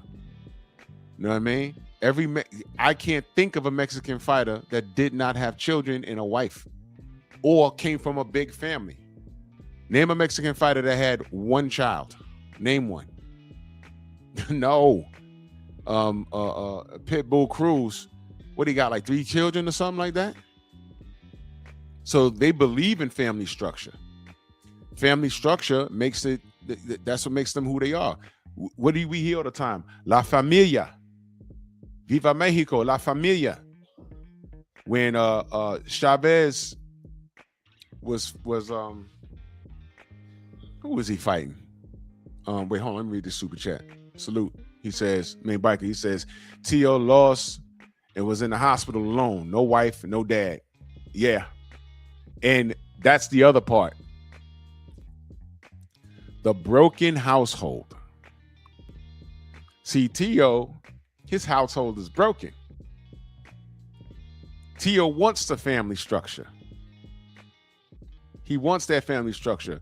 But your dad is a dust head. The woman you chose, your family was finna disown you because they said, yo, she's a smut. If you marry her, we're not speaking to you. Do y'all remember that? You marry her, we're not speaking to you. And they had a problem, and he cried, and he married that broad, and I think she committed adultery or something. And that was, well, they still around. They have a broken household, and I think she cheated with a black man or liked the black man, and then her sister's with a black man, and that's where all of this insulting comes from, with black men and whichever monkey wants the banana. So he has a destroyed family structure, littered with drugs and insecurity. But for the most part, a family structure is supposed to help you. My brother, the Do Better podcast, my brother Theo Coop in the building. Go follow my brother Theo Coop. He says, yo, Drew, Unfaithful was crazy as shit. Bro, I missed it. I fell asleep. I was going to hop on the Discord with you. Bro, didn't I tell you that movie's messed up? Yo, Theo, she had no business. She had no business doing that. No business. And the ending is the worst thing I've ever seen in my life. I've never been so aggravated at an ending since watching Roots. Because you know how it ends. But it's like, yo, what the fuck? Bro. That movie, Unfaithful, is a case study in itself. That movie was crazy. Speaking of family. Oh my God. Wait, you know what? Yo, Theo. I don't know if you've done this already, but here's what you do. The next video you should watch on your Discord, Quiet Storm, my brother, salute. Watch this, y'all. Watch The Last American Virgin, bro. Watch that, bro. If y'all have not seen The Last American Virgin, men, listen, if you got nephews or sons, sit them down. And now it was the 80s. The 80s was crazy. Xavier, salute. The 80s was crazy. The 80s was crazy. But I want you to understand the principle, the message in that movie. You need to watch that and tell it, yo, you never heard of it, Theo? Bro, listen to me. Get that film. It's called The Last American Virgin. You are gonna get so aggravated. But you know what? Dude was a simp out of his mind. And he kind of got what he deserved. Not kind of, he got what he deserved. The lesson, because I watched that with my older brother back in the days. My brother's 5 years older than me. He said, no, we watching this. And it's funny and you're laughing, whatever. But at the very end, I was like, yo, my brother was like, see, this is why you don't do certain things. Theo, I'm telling you, you're not going to, that one, holy smokes. If his was not to do, young man, is a movie, it's The Last American Virgin. Justin Cash in that super chat, he says, you watching for, oh, Fluffy fighting tonight? Hell yeah. Hell yeah. Hell yeah. We met Fluffy in Vegas. Yo, did I tell y'all the story how we met Fluffy Hernandez? All right, real quick. We in Vegas, right, for the meetup, right? And we go to the club, right? Hung out in the club. We coming out. We in the parking lot. So it was me, Ratchet, Cadillac Red, and Steve L. Steve L. the Mac. So we saw these cats by they were by like a Jeep. They had the back of the Jeep open, and they were smoking. The general, he smoked or whatever. So he went over there, and just being social. They were mad cool. We talking whatever. And yeah, Steve in the chat, he was there. So we all talking or whatever. So they're about to go inside. We about to part ways, and I'm looking at dude, and I'm like, why does dude look so goddamn familiar? And then when I got a little close, he had cauliflower ears. I said, yo, you a fighter? He said, yeah. And I looked at the shirt. It was Fluffy Hernandez. He had just choked the motherfucker out that night. And he was going to the club. He just beat somebody up that night. I said, bro, I pulled up my phone. I said, yo, I'm following you on the gram. Fluffy Hernandez. So he throwing hands tonight. You best believe I'm watching that. Shout out to Fluffy Hernandez. And he was mad calm, super friendly. The group he was with, super friendly. They were mad cool. Shout out to Fluffy, man. That was in Vegas. Yes, sir. Isaiah, salute. And National Quiet Storm says, yeah, I can't watch The Last American. Bro, that's one of those films. I saw it when I was like 10, and I saw it again when I was like 15. I said, man, get out of here. Yeah, Big Soldier Fluffy, the UFC fighter, yep. We even realized it was him. And that's another thing. A lot of these athletes, when I get next to them, I'm like mad bigger than them. So I'm not even thinking. But then I'm like, why? I'm like, why does dude look familiar? And then I saw his ears. I said, yo, you a fighter, right? And he started laughing. I said, oh, for fuck's sake. He could kill a man right now. He just choked somebody out that night. He just choked them that night. I said, yo, didn't you fight tonight? Yeah, he said, yeah. He was mad humble with it. He said, yeah, I won. I said, oh, shit. He choked some dude that night. Salute to Fluffy. I support him. And he's fighting Sean Strickland. You know I'm watching that. I'm Team Fluffy. Sean is MAGA, right? Whatever the hell he is. Sean Strickland gets to get online and say what he wants to. You got to be crazy to fight in the ring. You got to say you want to kill people, and nobody's better than I. But when Deontay said I want a body on my record, the WBC's launching investigations. I swear to God, I hope the WBC goes bankrupt. I hope they go so far in the red, it's burgundy. I hate these guys, man. Wait, you like Zuffa boxing? Say again. You like Zuffa boxing? I love Zuffa boxing. You like their belt? I love Zuffa belt. Yeah, that Zuffa belt's awesome. That belt looks terrible. But I love what it represents. What does it represent? Freedom. Zuffa boxing represents freedom? Yep. Explain. It's anti-establishment, and I fucks with that. But Dana White owns it. He is the establishment. Terrific. He's literally the definition of an establishment. Is he? Yeah, because everything. What is the WBC? Their sanctioning body. And what do they do? They sanction fights for their belts. What is a franchise status? That's what they made up. Didn't who? Oh wait, hold on. Hold on. They did that for Canelo. They made it up, right? Yeah, they can make up anything. Zuffa can make. Oh wait, hold on. So that's the establishment, right? Sure. Yeah, I'm not saying that's not an establishment. So my thing is this. Okay, this actually plays into what I'm saying. Let me move down here. Okay, your fighter. Is he a rookie or is he in his prime? Like he's starting out. He's a rookie. Okay, what's his net worth? Probably $1,000. $1,000. Okay, what's his promotion? I would ideally have him signed to either Golden Boy or Top Rank. Oh wow! Why aren't you promoting him? I said this is your fighter. Why aren't you promoting him? Why? What do you mean? Why wouldn't I promote him? I said this is your fighter. I'm his trainer. You're his trainer.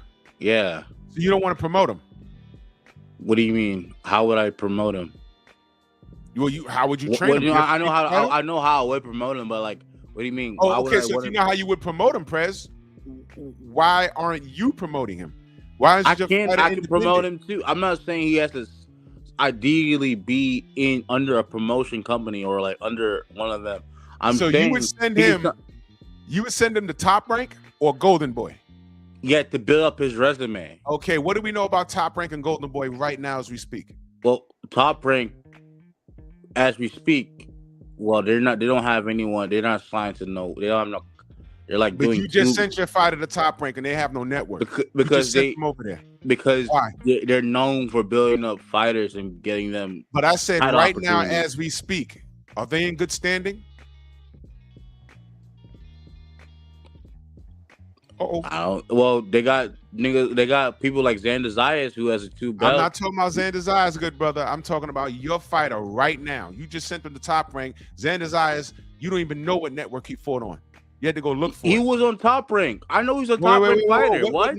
What network was it on? I don't know. They said they're doing stuff on TV. Right. So you just sent your fighter to Top Rank. They have no network. Now let's go to Golden Boy. Same thing. Golden Boy usually fights on the Zone. They usually fight on the Zone. Who owns the Zone?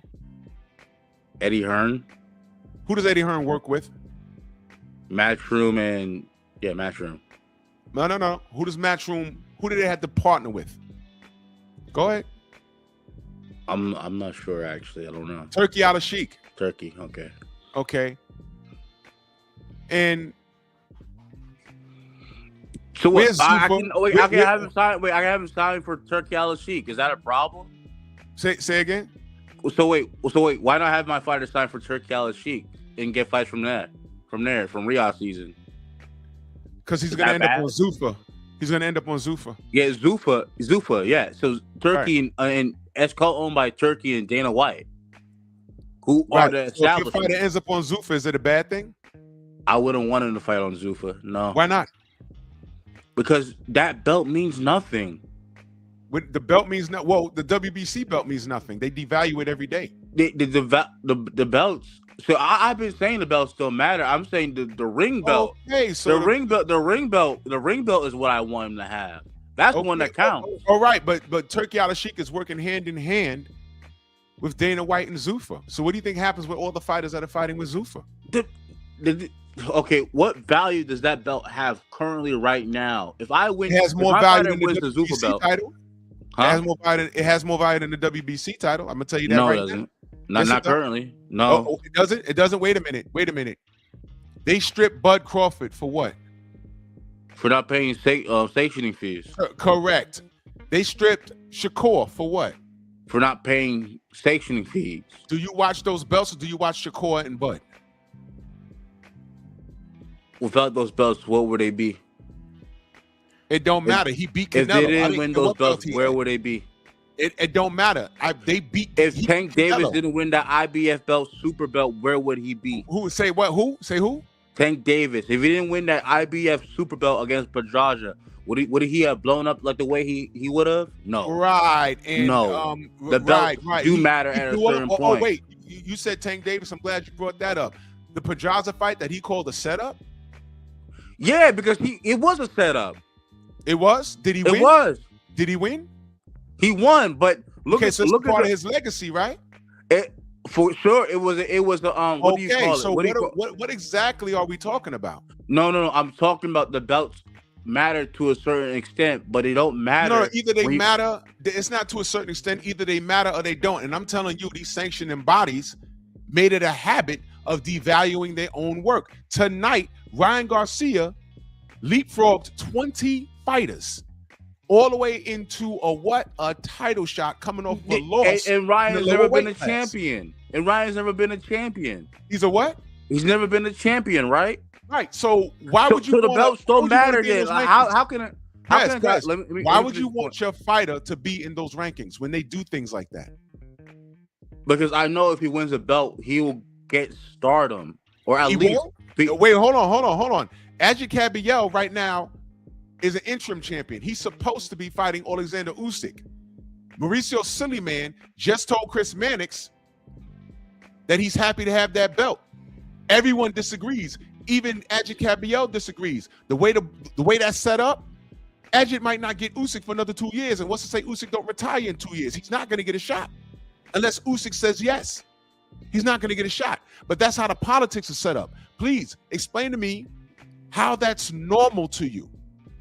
I never said it was normal. Do you think I agree? Abnormal. So if it's not normal, it's abnormal. So talk to me again about Zuffa, because Zuffa will be abnormal too. It's not that belt means. So you want boxing to be ran like the UFC? Yes. No. Yes. You know why? You know why?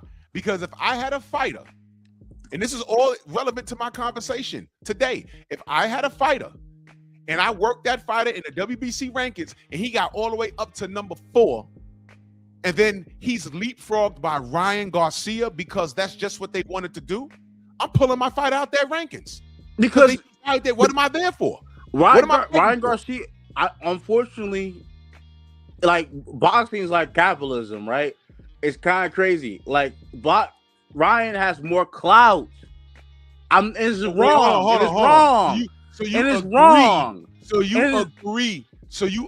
I don't Prez, agree. shut I the said fuck it's up, wrong. you dumb motherfucker.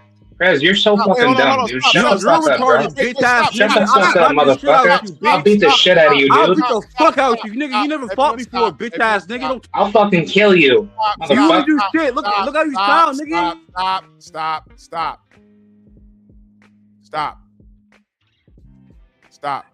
I ain't say nothing wrong, bro. We having a conversation. This bitch ass nigga gonna talk crazy. Press, hold on. Let me reset the game. We're not gonna insult each other. We're not gonna cuss. We're not gonna scream. We're having a conversation. We can disagree. We're not gonna do that.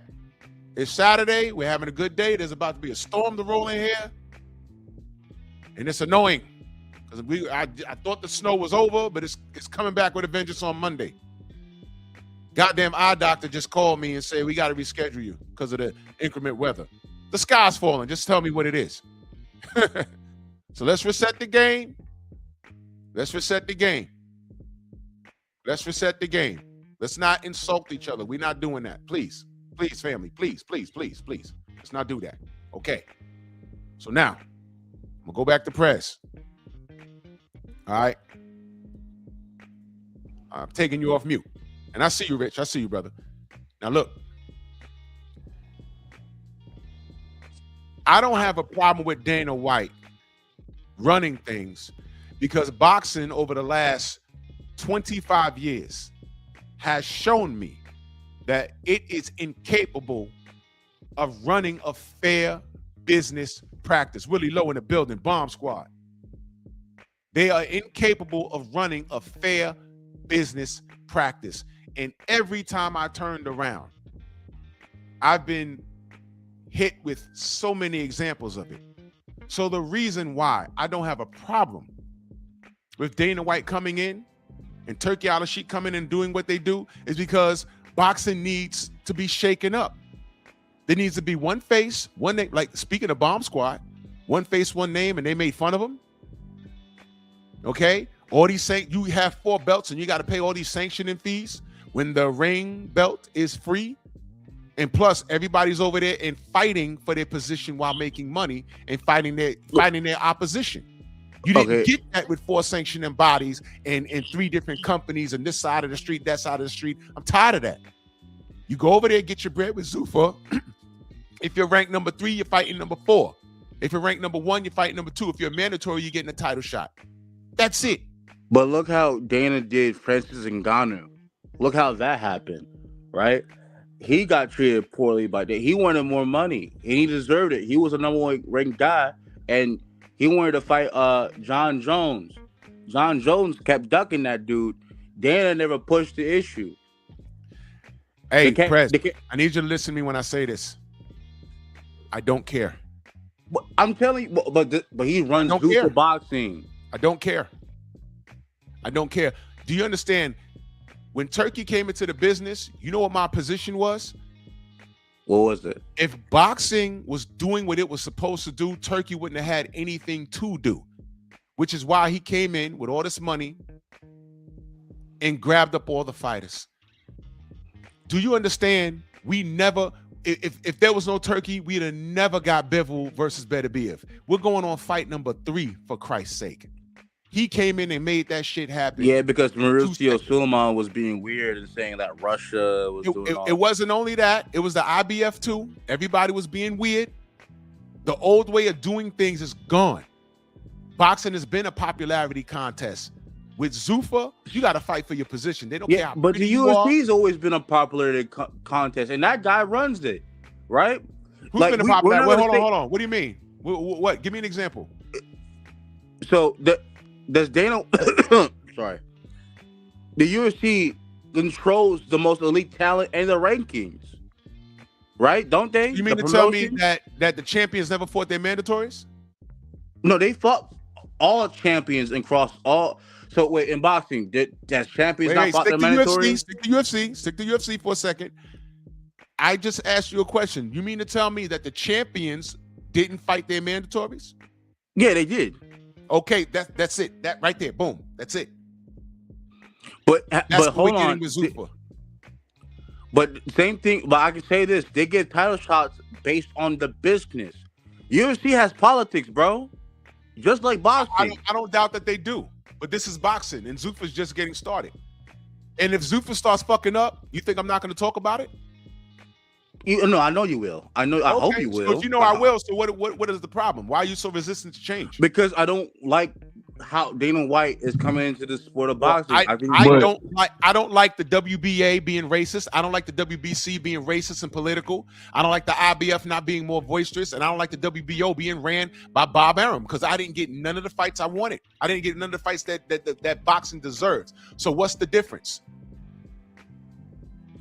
So you want more corruption? Is that what I'm hearing? Like you don't care? Hey, Drew, can I ask what do you mean more corruption? You don't think the UFC is not a corrupt league? How Dana has been running? Well, is boxing corrupt? Is Bob Arum corrupt? Yes or no? Yeah, so I'm just saying it's more corruption being added. Is Eddie Hearn corrupt? Yes or no? I said yes. Okay, so the boxing is corrupt. So now you got a new big boy in town with real money. And all he's doing is working the rankings how they're supposed to be ranked because boxing couldn't do it on their own. They refused. They could have did it, but they refused to do it. And all they did was rape us with $100 pay-per-views with fights that we didn't even ask for. and they pushed along mediocre fighters as excellent, and they tricked a lot of these new wave fans, and got me on here arguing with casuals. Mm-hmm. So boxing is getting what it deserves. It needs to have a collar on its neck and a shackle on its goddamn ankle until they get right. And you think Dana White is the savior? Is going to save boxing? Say that. I didn't say that. I say that boxing is what Dana White is what boxing deserves. Okay, so you think boxing? Do you understand what I just said? Did I say Dana White was a saint? Did I say that? I never said that. Okay, so you don't want to fix boxing. You just wanted to go down. I didn't say that either. I didn't say it. I said boxing is getting what it he's saying, bro. What he's saying is why not give Dana a shot? Look at what Bob and all them done did. Why not? Let's just see what happens. What do you mean? Okay, so Dana gets a shot and does what with it? We don't know. We don't know. You're looking at the cup half empty. Why not look at it half full? Maybe he comes in there and does a good job. Yeah, we don't know what he can do. Okay. And so far, you can say what you want. Y'all said the same thing with Al Heyman, and guess what? Y'all went against him now. Y'all go against him. No, hold on. Stop right there. I don't do that because Stop right there, Prez. Nobody defended Al Heyman more than me.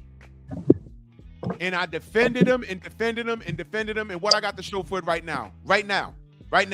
February 21st, Black History Month, right now. What do I have to talk good about Al Heyman about? What do I have to show for it? Defending now all these years. What do I have to show for it? You have nothing.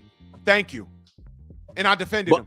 My point is, it will be the same thing with Dana White and Zuffa boxing. How do you know that? Because you know what we know? We see, you know what I know? Not necessarily. They're putting together great events. They're signing talent. And you don't watch boxing like that. They're signing great talent. They are signing great talent. I know who they signed. They just signed Conor Benn. They just took him from fucking. They signed former heavyweight champ Charles Martin, Jeffrey Jogba. By the way, I'm just saying.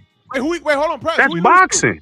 He lost to F.A. Jogba, a top heavyweight contender, a top heavyweight contender. Press, Jogba's not a top heavyweight contender. What are we talking about? F.A. Jogba, he got his ass beat. Oh, okay. Well, hold on. Is F.A. Jogba not a top also contender? Zuffa got Frank Sanchez. Yeah, that's good. I'm saying he got his ass beat though. So what? But see, you focus on people getting their ass. It's boxing, brother. Yeah, I know. You it's a winner and loser. So I'm saying he got his ass beat. You never know who's going to get their ass beat unless they get in the ring. Drew, so I'm not saying that's wrong. Wait, question, because I don't want to get too far off from the show. Drew, I'm not a fighter. You just told me you would send him to Golden Boy or to Top Rank. Because I'm talking, because they're known to build up fighters and getting them title shots.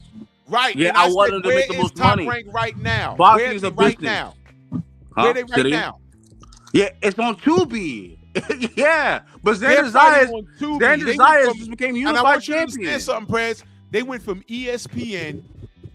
Boxing was so down bad that they didn't want to re-up their subscription with their deal with Top Rank to air boxing. They got rid of it. So we had to go to Tubi to watch Xander Zayas fight. Tubi? Yeah. Tubi? And you just told me if you was building a perfect fighter in your image, right? You'd send him to Top Rank because they're known for doing what? Right now, 2020, in February 21st, 2026, you would send your fighter to Top Rank right now? They're putting on good fights for the prospects. So, yeah, I mean, that's what I'm saying. And then you said Golden Boy, who said they're now fusing with Al Heyman. And Al Heyman just gave Floyd Mayweather $130 million because he owed him. So the PBC's a sinking ship. Top Rank is a sinking ship. And you just said that you send your fighters there?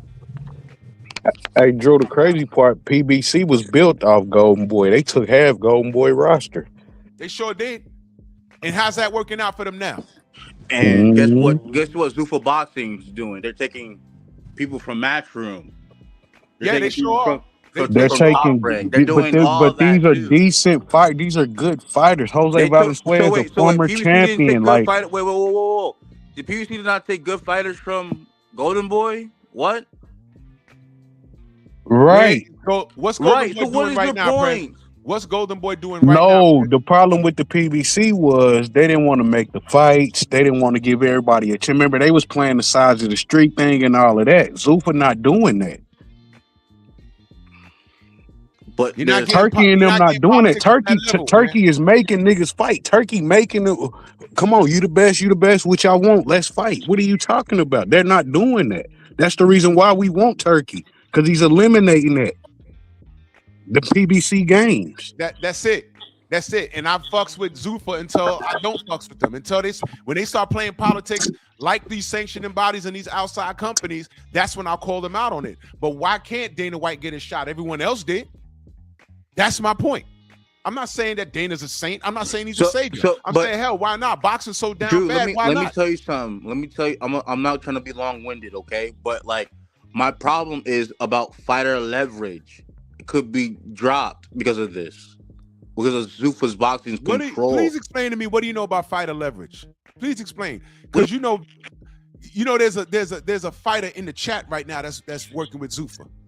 You do know that, right? Who's the guy? Who's he? It don't matter. Don't make no difference. What do you mean it doesn't matter? You just said it. Yeah, it don't matter.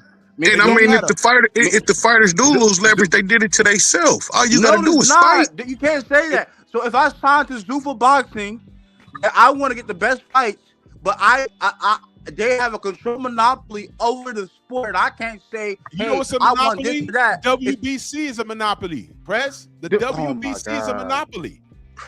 There's no way I'll bust my ass to go from rank number 30 all the way up to number 4.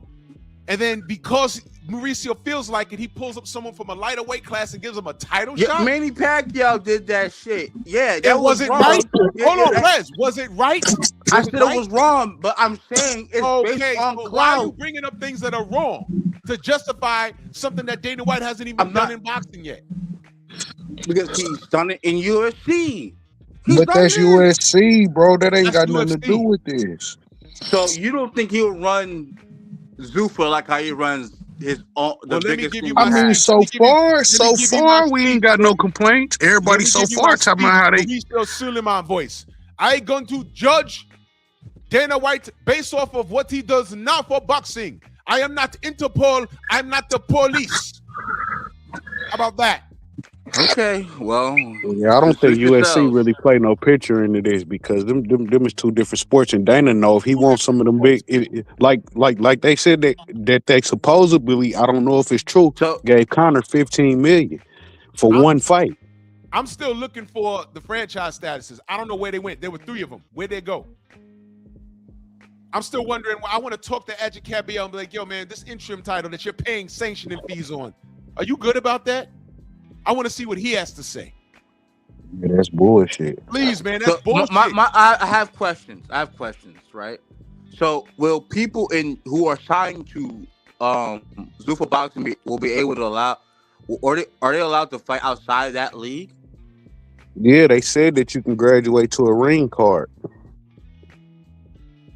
You can graduate into a ring card.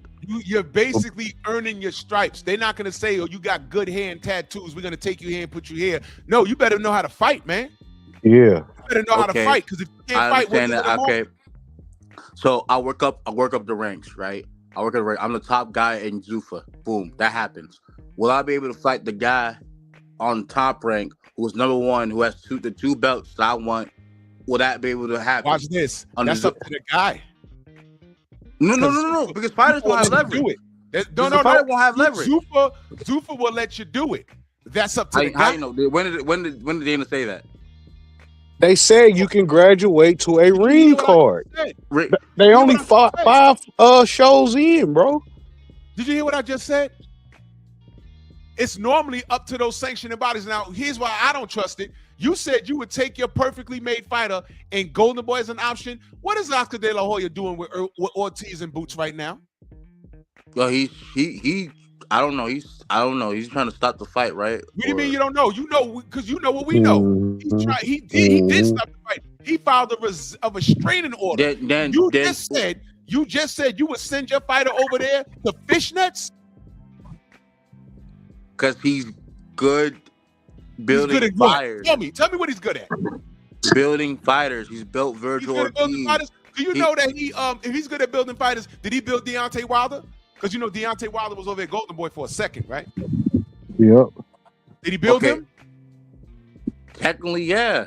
Yeah, he kind of did. What fight? Name the fight. Well, Deontay Wilder had 30 fights that we don't know about. When was he at Golden Boy Press? When was he there? During like the mid Tell me the fight 2010. he had in the Golden Boy, please, bro. Please stop. You said he was on the You Golden don't Boy. know. You don't know until I just told you just now.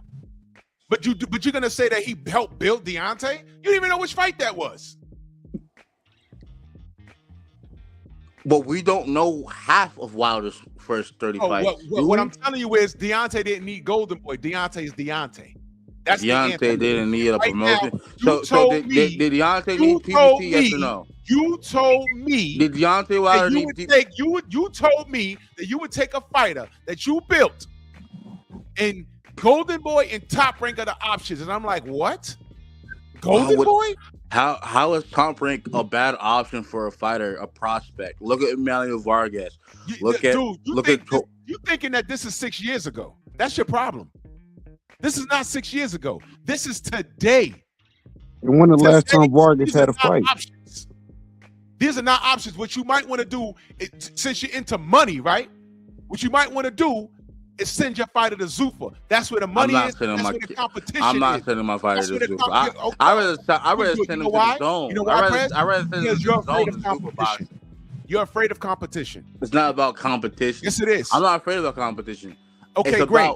So if your fighter has 5 people, it's about his free leverage, the money he can get from the fights he has. Will he be able to? So there's money in Golden Boy. But when you a prospect, listen, when you a prospect, you ain't getting with 10, 20,000 starting off the fight. I just asked you, Prez, what is your fighter's net worth? You said $1,000. Yeah, and he builds it up with a good promotional company like Top Rank. Right. Bob Arum has built fighters. How is Oscar promoting Ortiz? I'm talking about Bob Arum. Promoting Ortiz right now as we speak. He built him up to the point he's about to fight Boots. All right, great. So why is he not letting the Boots fight happen right now? Aren't they about to sign a contract? Is he getting no? He's Yes. Right. There literally ain't no. You're so dense, dude. Negotiations right now as we speak. He stopped the fight. He didn't stop the fight. Are you listening? He tried to. No. He tried to stop the fight. He stopped it. He went to court, got a restraining order. There's no longer negotiations. He stopped it. And by the way, why would you side with a promoter that is stopping probably the most important fight of your career thus far? Why would you side with a promoter for that? Why would you do that? Hello, Prez. I don't think Prez even know about Bob Arum NBF. I can hear y'all. Hello? All right, I gotta come back. You hear me, Drew? Yeah, say it again, bro. I don't think Prez know about Bob Arum NBF rule that he put on his Latin fighters and Europe fighters. I said it a million times. This kid don't listen. I've said it almost. If there's 5 days, 6 days in a week I'm live, I might have mentioned that. I mentioned how Top Rank was invaded by the FBI. I mentioned how here you go. I've mentioned how Top Rank was invaded by the FBI. I've mentioned how they have a no black fighter rule. No black fighter. They have no network now. I've mentioned all of that, how the WBO fighters are now trying to gravitate towards Zuffa for self-preservation because Top Rank is almost done. And now you got Golden Boy talking about we're using Al Heyman. Listen, man, I mentioned that. So if you're promoting a fight, and I get that that's wrong on them, right? All that. But did Bud Crawford become undisputed under Top Rank? Yes or no? What do you mean? Yeah. Did Bud become undisputed at 140 under Top Rank? Yes or no? I'm glad you mentioned that. I'm glad you mentioned that. Bob Arum helped him get to that point. I'm glad you mentioned that, Prez. I got a question for you because he did, but I got a question for you. What did Bob Arum say about Bud? Yeah, they went under the lawsuit he had because of the racist. Did Bob Arum not stop the Manny Pacquiao fight for Bud? Yeah, he because said he he said ruined he Manny. was a duck because he said Manny's a nice guy. Yeah, No, Okay, I he remember that. said yeah, Bud will ruin Manny. That's what he said. so you would take your black fighter and send him to Top Rank? Because I know Top Rank made a great black fighter undisputed. Yes, I No, they would. did. Oh my Yes, God, they did. bro. So wait, did Bob Before Arum not set up a PBC title done fight did for Bud? that. PBC did that with Charlo. I mean, you can go and dispute it. I mean, that's, But you know. Listen, Press, you're cornered. He stopped the Manny Pacquiao fight.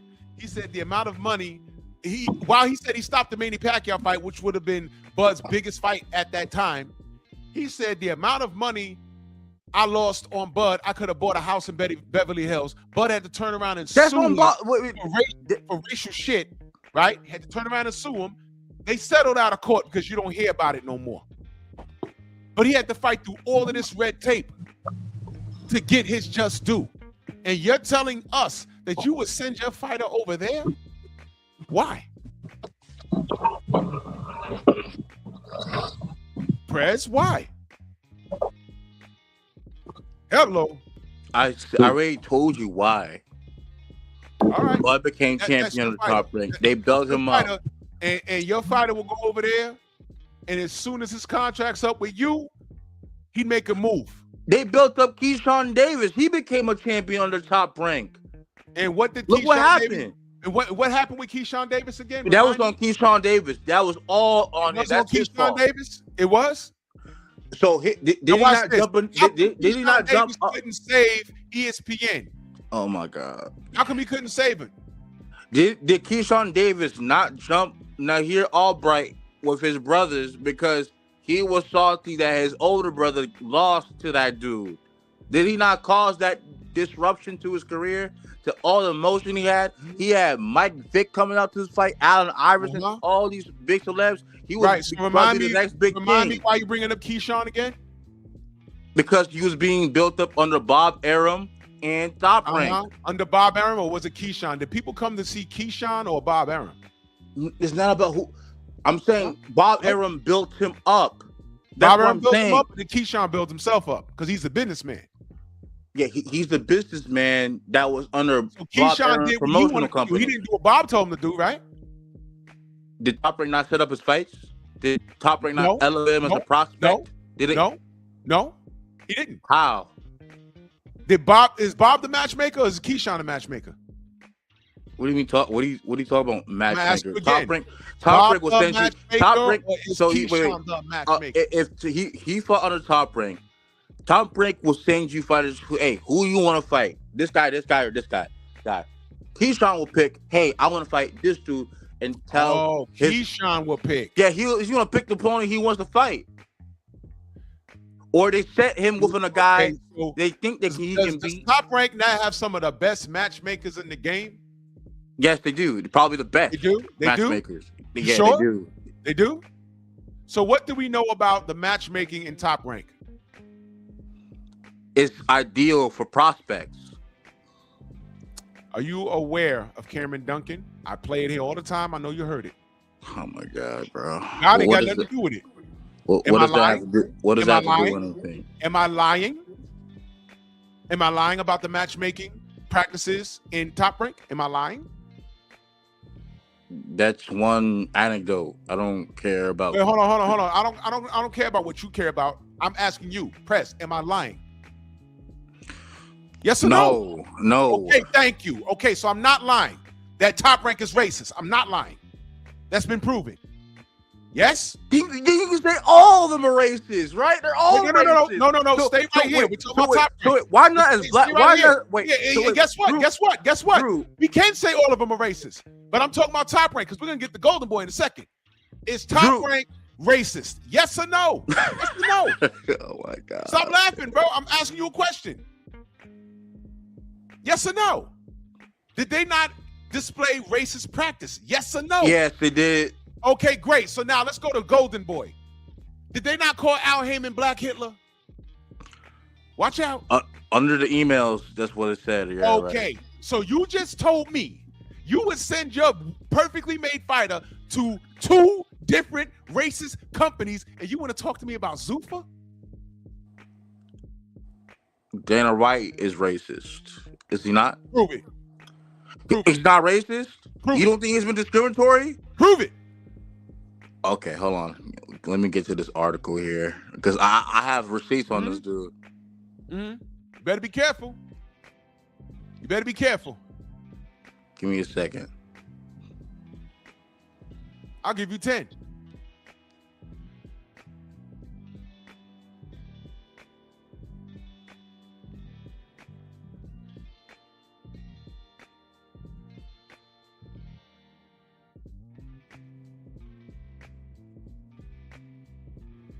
Ladies and gentlemen, you're witnessing the art of goalpost moving. For him to tell me, I said, well, Top Rank's racist. They're all racist. Golden Boy's racist. They're all racist. Dana White's racist. They're all racist. So are you going to fight or not? Get a new job. Get a new job. So, in a situation in 2020 with the fighter Colby Covington, he has said racial remarks against black fighters, and they have called him out in the UFC. Guess what Dana White said? UFC will not muzzle anybody, no matter what. And he claimed he didn't hear anything racist coming from Colby Covington. He didn't hear anything racist from Colby Covington? But the black fighters, they did. So you don't believe them? What did Colby say? I know what he said, but I'm asking you. What did he say? What did he say? What did he say? Let me keep reading the article. You're supposed to know this. I'm going off what the article is saying. Okay, but you referred me to an article. You're reading it, and you got to tell me what he said, man. I could say someone says something racist to me right now. What's the next logical question? What did he say? He said, you're black. I am black. How's that racist?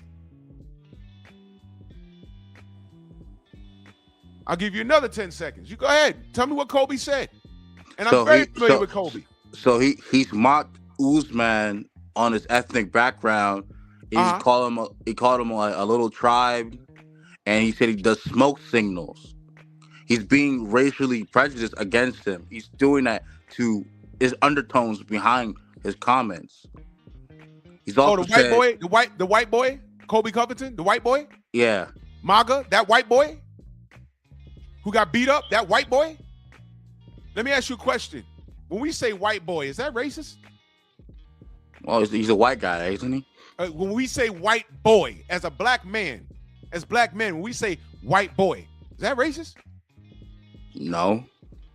Why not? It's just not racist. Why not? You think it's racist? I'm asking you. Why not? I said it's not. Why it's not. I just don't feel it's a racist thing to say. You don't feel. Okay. But if a white man says, come here, boy, is that racist? Depends on the context. What do you mean? Oh, now there's context. Yeah, there's context. Well, I don't know where your people are from, but you don't call a black man boy. Yeah, you don't. But if you're like a little kid and you're a boy. All right, so let me ask you a question. If I jump up there, I'm about to fight an African. I just did a whole show on this last night. I'm about to fight an African, and I start saying Wakanda forever. Is that racist? Yeah. It is, right? Yeah, I agree. That's racist. But I'm black. I'm black, my nigga. But if you're calling somebody Wakanda forever. But I'm black, my nigga. I don't get it past, my nigga.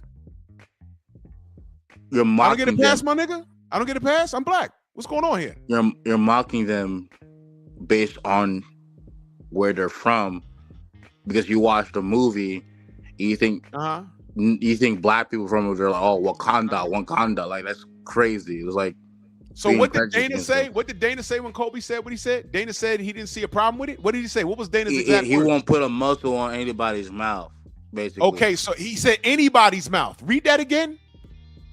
Anybody. Okay, was that Ain't restricted to black people, Latins, Brazilians, anybody? He said anybody. Because we can agree that Conor McGregor has come through and he said a lot of strange shit, right?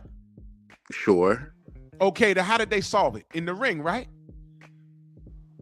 Okay, so all right. So don't He said he's not going to muzzle anybody. He didn't say I'm not going to muzzle a white person. He said I'm not going to put a muzzle on. He didn't justify. Did he co-sign with Kobe and say, hey, I agree with Kobe? Or did he say I'm not going to put a muzzle on anybody's mouth? Drew, so based on what you just said, settle it in the ring, right?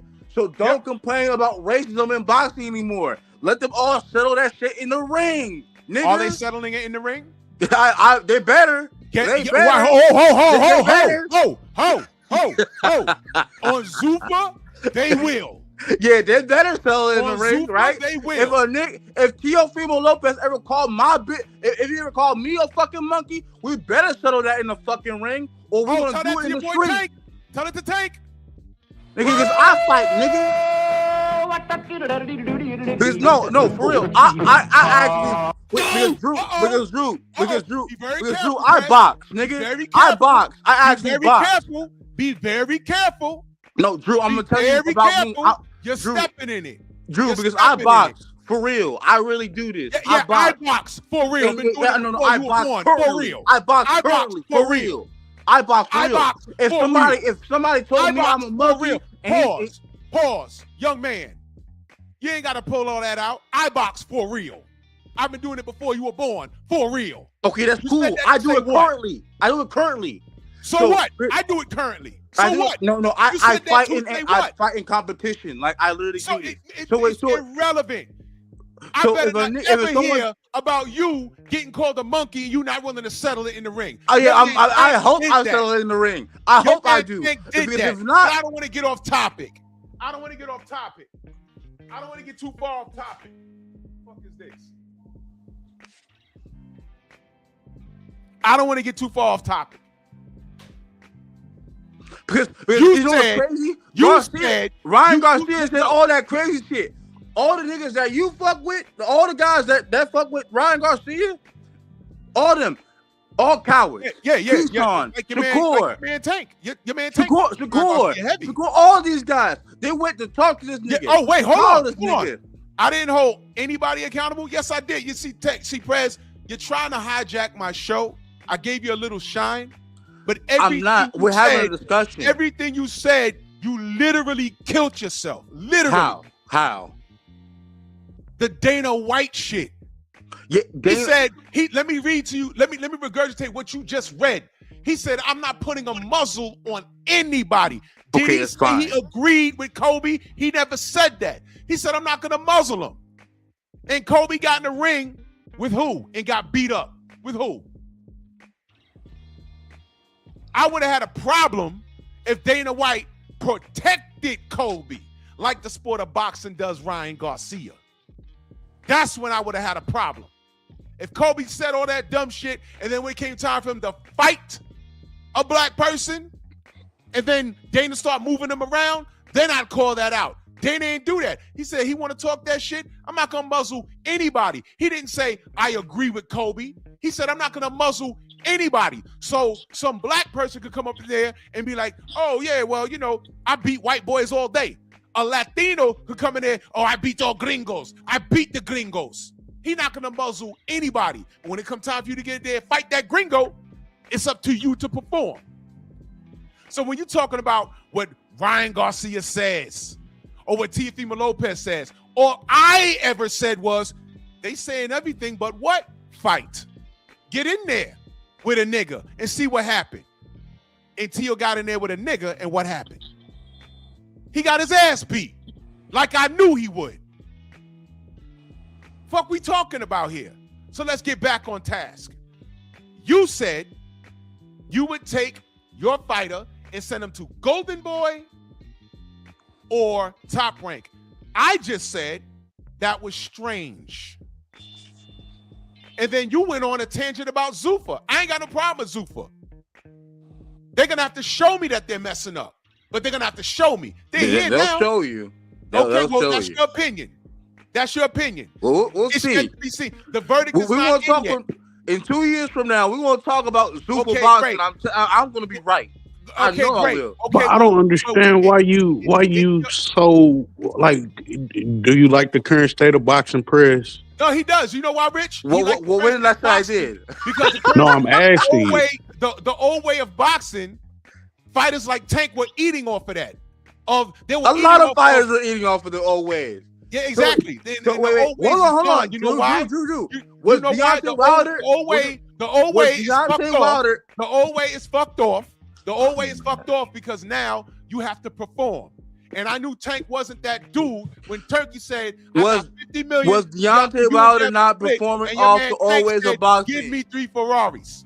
Was Deontay Wilder not benefiting off the old ways of boxing when he won his WBC belt? All right, but Prez, was Deontay Wilder not pressing to fight the best heavyweights? Was he not pressing for the AJ fight? Was he not? Fights that we didn't know who he fought. No, everybody get build up fights. Everybody get build up fights. You didn't know who he fought. And everybody get build up fights. Watch this. He was trying to fight the best in his division. And Drew, please answer my question. Americans like you clowned him. He was trying to. I never clowned Wilder. What? He was trying to go undisputed. But Prez, was Deontay not trying to go undisputed? Yes. But wait, let me say something real quick. Who stopped it? I want to ask you a question. Who stopped it, Prez? Boxing. I had a question, Drew. Please answer. Who stopped it? No, you said he was benefiting off of the old regime. He did not. He did not. Because if he was benefiting, he'd have been undisputed or at least fought for undisputed. So who stopped Deontay from being the old undisputed? regime not Who stopped Deontay from being undisputed? When Wilder won his WBC belt, was not that the old Deontay regime? from being undisputed? The politics of boxing. Thank you. So now you said WBC. See, so the WBC. Who stopped Deontay from being and the only names that we know from those 10 the only credible names who stopped it? Oh my God, man. I ain't got nothing to do with it. Stop using his name in vain, young man. Who stopped Deontay's 11th title defense? Who stopped it? The politics of boxing. So who's the victim? What? Who's the victim? You want me to say Wilder? You want to say Deontay? No. Tell me who the victim was. You said politics. So when you say politics, somebody suffers. It was Wilder and the fans. Okay. It was Wilder and the fans.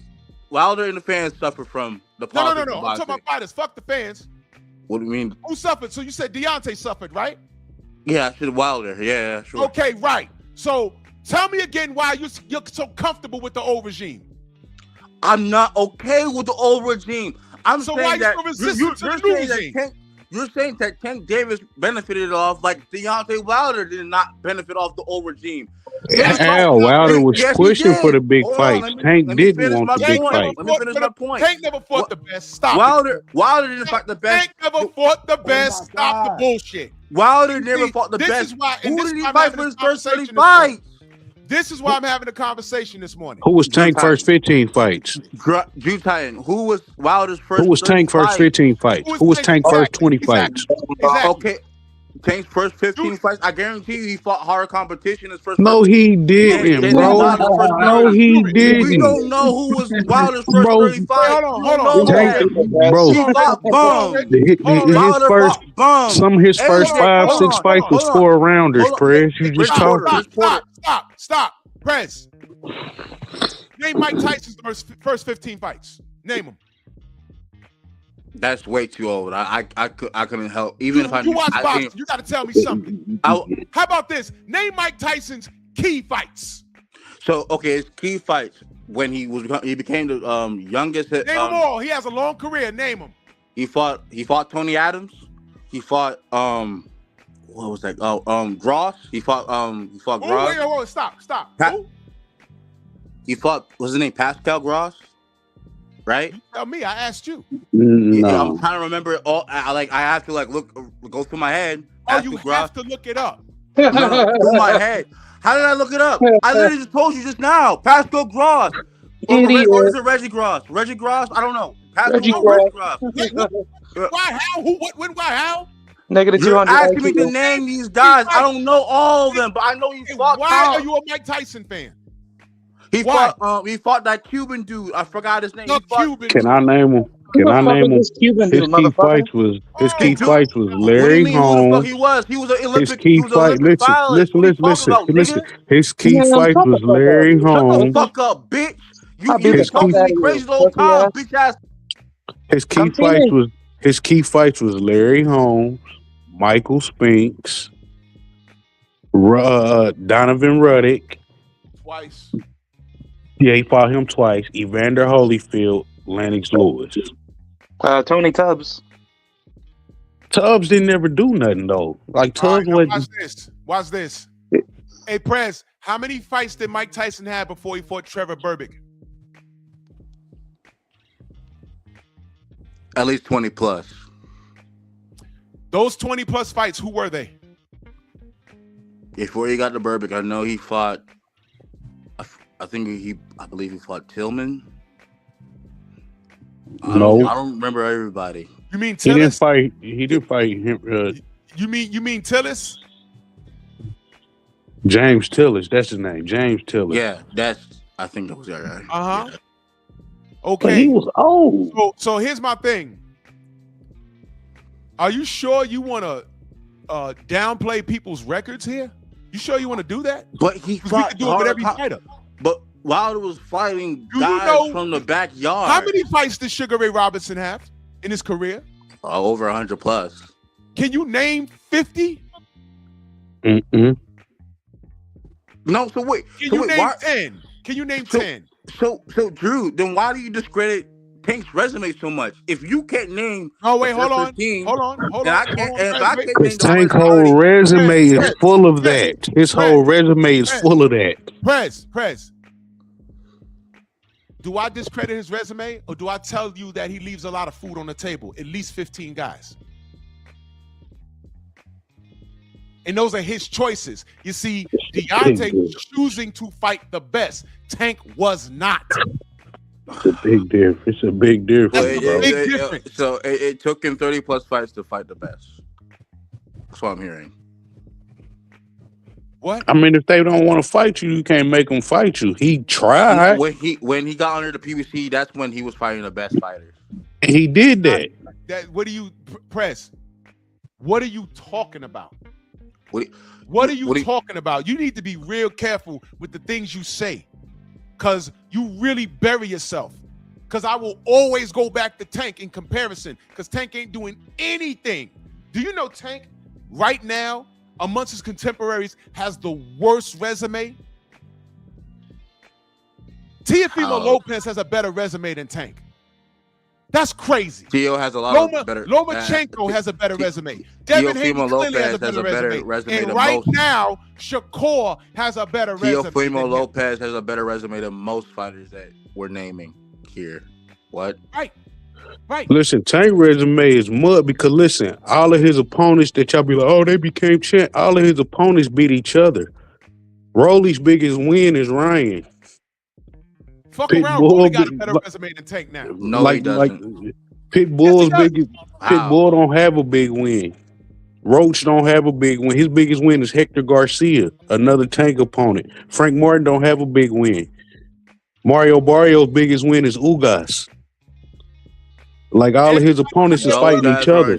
Everybody out here working and Tank is beating bitches up in the club. Those are guys. Frank Martin, Mario Barrios, Isaac Cruz. Who's Frank Martin's biggest win? This is a direct reflection. You guys said it was a good fight. Wait. BFTB. What I'm talking about here. If you were to build a perfect fighter, Prez is telling me he has two options: one Golden Boy, one Top Rank, and both of those are championships. And you trying to shit on Zuffa? I don't get it. But that's your opinion. Rich Porter. You said who Frank Martin's fault, but BFTB said that during that time that Frank Martin was the third best lightweight in the division. That's ranking. Who have you fought though? You got dudes who's ranked high that ain't never fought nobody. So y'all criticized Tank for not fighting an elite black fighter. Was Frank Martin an elite black fighter coming up? No. He fought the number one prospect, Michael Rivera. Watch me nitpick. And what Michael Rivera do? Watch me nitpick. Frank Martin was clearly drained in that fight, and I know that. Now it's drained. Yes, yes, I know that for a fact. Just like Ryan Garcia was clearly drained versus Tank. That is a fact. Where's the lie? I dare you to tell me I'm lying. I dare you to tell me I'm lying. I thought if you can make the weight, you can fight, right? If you make the weight, you can fight, right? Make the weight, you can fight, right? Right? But you told me that Tank was too big, too small for 140. Uh-oh. I never told you that. Yes, I never told you that. What? You That's said crazy. you don't want to. I never told you that. I never told you that shit. Nah. Wait, I never told you that shit. Prez, you never told me that Tank was too small for 140? I never told you that. You never voiced your concerns about him going to 140? He said himself that he's not comfortable fighting 140. No, but that's what he said. I asked you. But I went on record. I went on record and showed and highlighted tweets from him saying he was beating up Sean Porter at 147, who's a 147 fighter. So Tank can go up to these weight divisions. He has no problem to, but he said he's not comfortable. That's on him, not me. I think he can go to 140. I'm saying right now he can go to 140. You never told me that, bro. No, I never told you that shit. If I did, then that's surprising. But I never did. No, I don't recall that. Press, I swear to God, you're lying to me. I got a problem. Yeah, play the video. Yeah, play that one. For 140. You can't do that. That just shows how great Tank is. What? Okay, so he's great. So what do you want to see him do at 140? Because he's great. Your words, not mine. I don't want him. He doesn't want to fight at 140. What? So what you want to do at 35 then? I don't want him. He doesn't want to fight at 140. I said 35. What you want to do at 35? Quiet. I don't want him. I don't want him. I don't want him. I don't want him. Oh my God. No. He's great. You just said that. That's how great he is. And guess what? For purpose of this live, I'm going to agree with you. He's great. So what do you want to see him do at 140? Whatever he feels like doing. What do you, not him, because he don't give a fuck about what you think and what I think, because he says, fuck the fans, shut up and be a fan. That's how he talks to us. So now, what do you, Prez, want to see him do at 140? Go. Get as much money as he can. What? Yeah, get as much money as you can. Have a good day, brother. As what you can does this see, prove? What? Clip this. This is what he said. You see? Y'all heard that, right? Mm-hmm. What does this I prove? said, what do you want to see him do at 140? His response was, get as much money as he can. What does it prove? Now let's spin the block. I'm going to tell you what it proves. At this current junction, the show is let's build a fighter. When we got to the point of where would you send your fighter, you said Golden Boy and you said Top Rank. Both of those are sinking ships. At the same time, you told me, not only don't you want Tank to be at 140, you said you don't want him at 140. That's what you said. But then I said if he's going to 140, no, I said. Hold on, stop. Said he doesn't want. No, I never said that. I never said that, bro. You said you don't want him at 140. No, and you corrected yourself and said no. I said Tank doesn't want to go to 140. No, I said what did you want to see him do at 140? What did you, I don't care what Tank said. I asked what did you want to see him do? And you said I don't want to see him at 140. No, I never said I didn't want. If he I never goes said 140, that. what do you want to see him do? You said Drew, in that audio clip, I never said that. You didn't say that? I didn't say that. You didn't say what? That you didn't want him to go to 140? What did I say? What did I say? Because you're trying to say I don't want him. I don't want him. Like no, that's what you said. I said what and what? No. What did I say after that? I said Tank doesn't want to fight at 140. I never said I wanted him to fight there. And I said to you, I don't care what Tank said. I asked you what you wanted to see him do. And guess what I said after that? I wanted him to go to 140 and make as much money because what? Because you didn't let me finish. You kicked me off the panel. No. You said no. You kicked me off the panel. You typed in the chat, Press, because you said he's retiring. Yes. But that's not what my question was. I said, what did you want to see him do? And you said money. You didn't say anything about opponents. You said money because he wants to get the most money, right? But why do you care about what money he makes? Because he's retiring, right? Doesn't he want to have a good life? Okay, great. So watch this. If you had a fighter and you talking about money, why would you go to Two Sinking Ships instead of Zuffa, where the money in the competition is? Watch out. I would go to Turkey Al-Sheikh. Thank you. I would go to Turkey Al-Sheikh, but not Zuffa. I'll go to fight. Here's my point. It's all connected. Zuffa, Turkey, it's all connected. I don't want to fight at Zuffa. Fight for Turkey Al-Sheikh. He's gonna end up on Zuffa. It's the same thing. It's like the D League and the NBA. Is Devin fighting in Zuffa? The NBA. Everybody dribbling the ball in the G League is hoping to get Devin fighting with Turkey. Is Devin fighting in Zuffa? Devin under contract with Turkey. He can fight in Zuffa if he want to. Why? Yeah. Devin is a boss. He a free agent. He can fight wherever, but he under contract with Turkey. Guess what? If he has a contemporary that's fighting in Zuffa, guess where Devin's going? Guess where he's going? And don't act like he won't do it, because he has done it in the past. He chases the smoke. Is Devin under Turkey Al-Sheikh? Excuse me?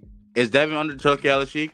Got one more fight. What are you talking about? Devin got checks cut by Turkey Al-Sheikh. What are you talking about? You know who didn't work with Turkey Al-Sheikh to fight Devin? Your man Tank. He asked for 2 Ferraris. Over 50 million. You killing yourself, kid. Stop. And what's wrong with working with Turkey? Prez, what's wrong with working with Turkey, bro? He giving you the best fights and he paying you the top dollar. I said my fighter could work under Turkey. I don't care. Right, but it's like you making fun of Devin for doing it. Like he got a 36 million. Listen, hold on. But listen, if you was paying attention to anything that's going on, Devin got a $36 million deal with Turkey. Wow. And y'all told us to leave Tank alone with $40 million with Jake Paul. Talking about bending knees and shit. Y'all the most bipolar fan base I've ever seen. I don't get it. This is ridiculous. But anyway, back on task. Rich. Yo. If you had a fighter, where would you send him? I'm fucking with Turkey in them. Yep. 100%. K-Rod, same question. Yeah, for me, I would have the fighter be self-promoted, but I wouldn't mind going to Turkey Al-Sheikh just a partner. Yeah, because look at how they doing they prospect. What's that guy? What's the one? How they pushing him on Zuffa? He had their first main event, and then he fought on the undercard of Crawford Canelo. Man, I know what you're talking about. Yeah. They got prospects that they put. It's another one that they push. He's actually from Turkey country, but they got him over here training with. Oh, you're talking about Sultan Al Muhammad, right? They got a few of them young dudes. Like they push, like they know how to build prospect because they get them on big cards. If you don't watch boxing, you don't know these people. Right.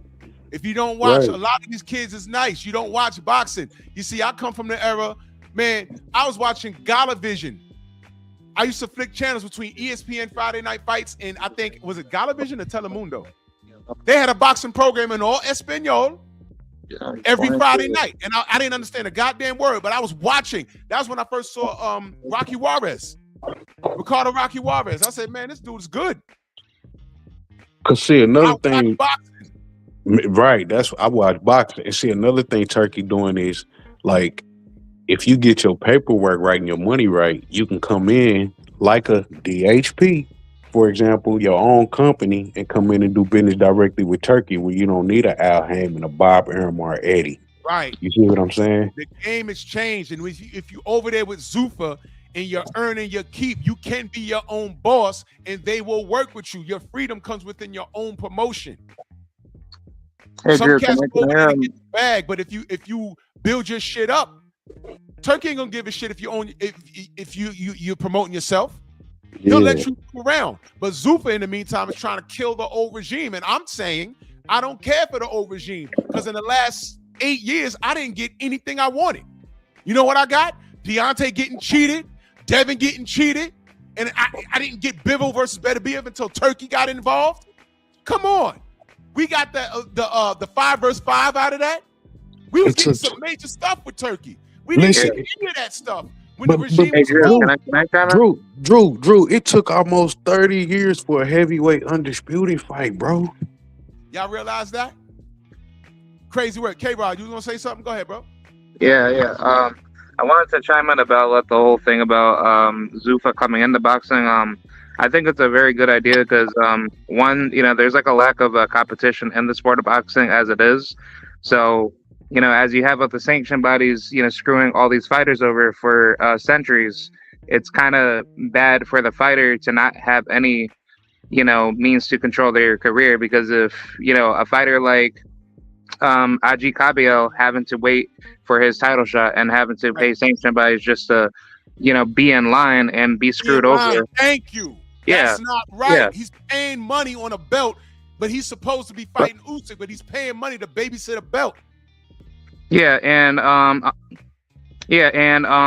top of that, there's no guarantee that you'll get the title shot at all. So therefore, why should you have to be screwed over like that when boxing should be set up where if you are number one, you should go directly to the champion, and it should be a sequential thing where the number one fights the champion and then everybody under you should fight each other. So therefore, that brings validity to the rankings.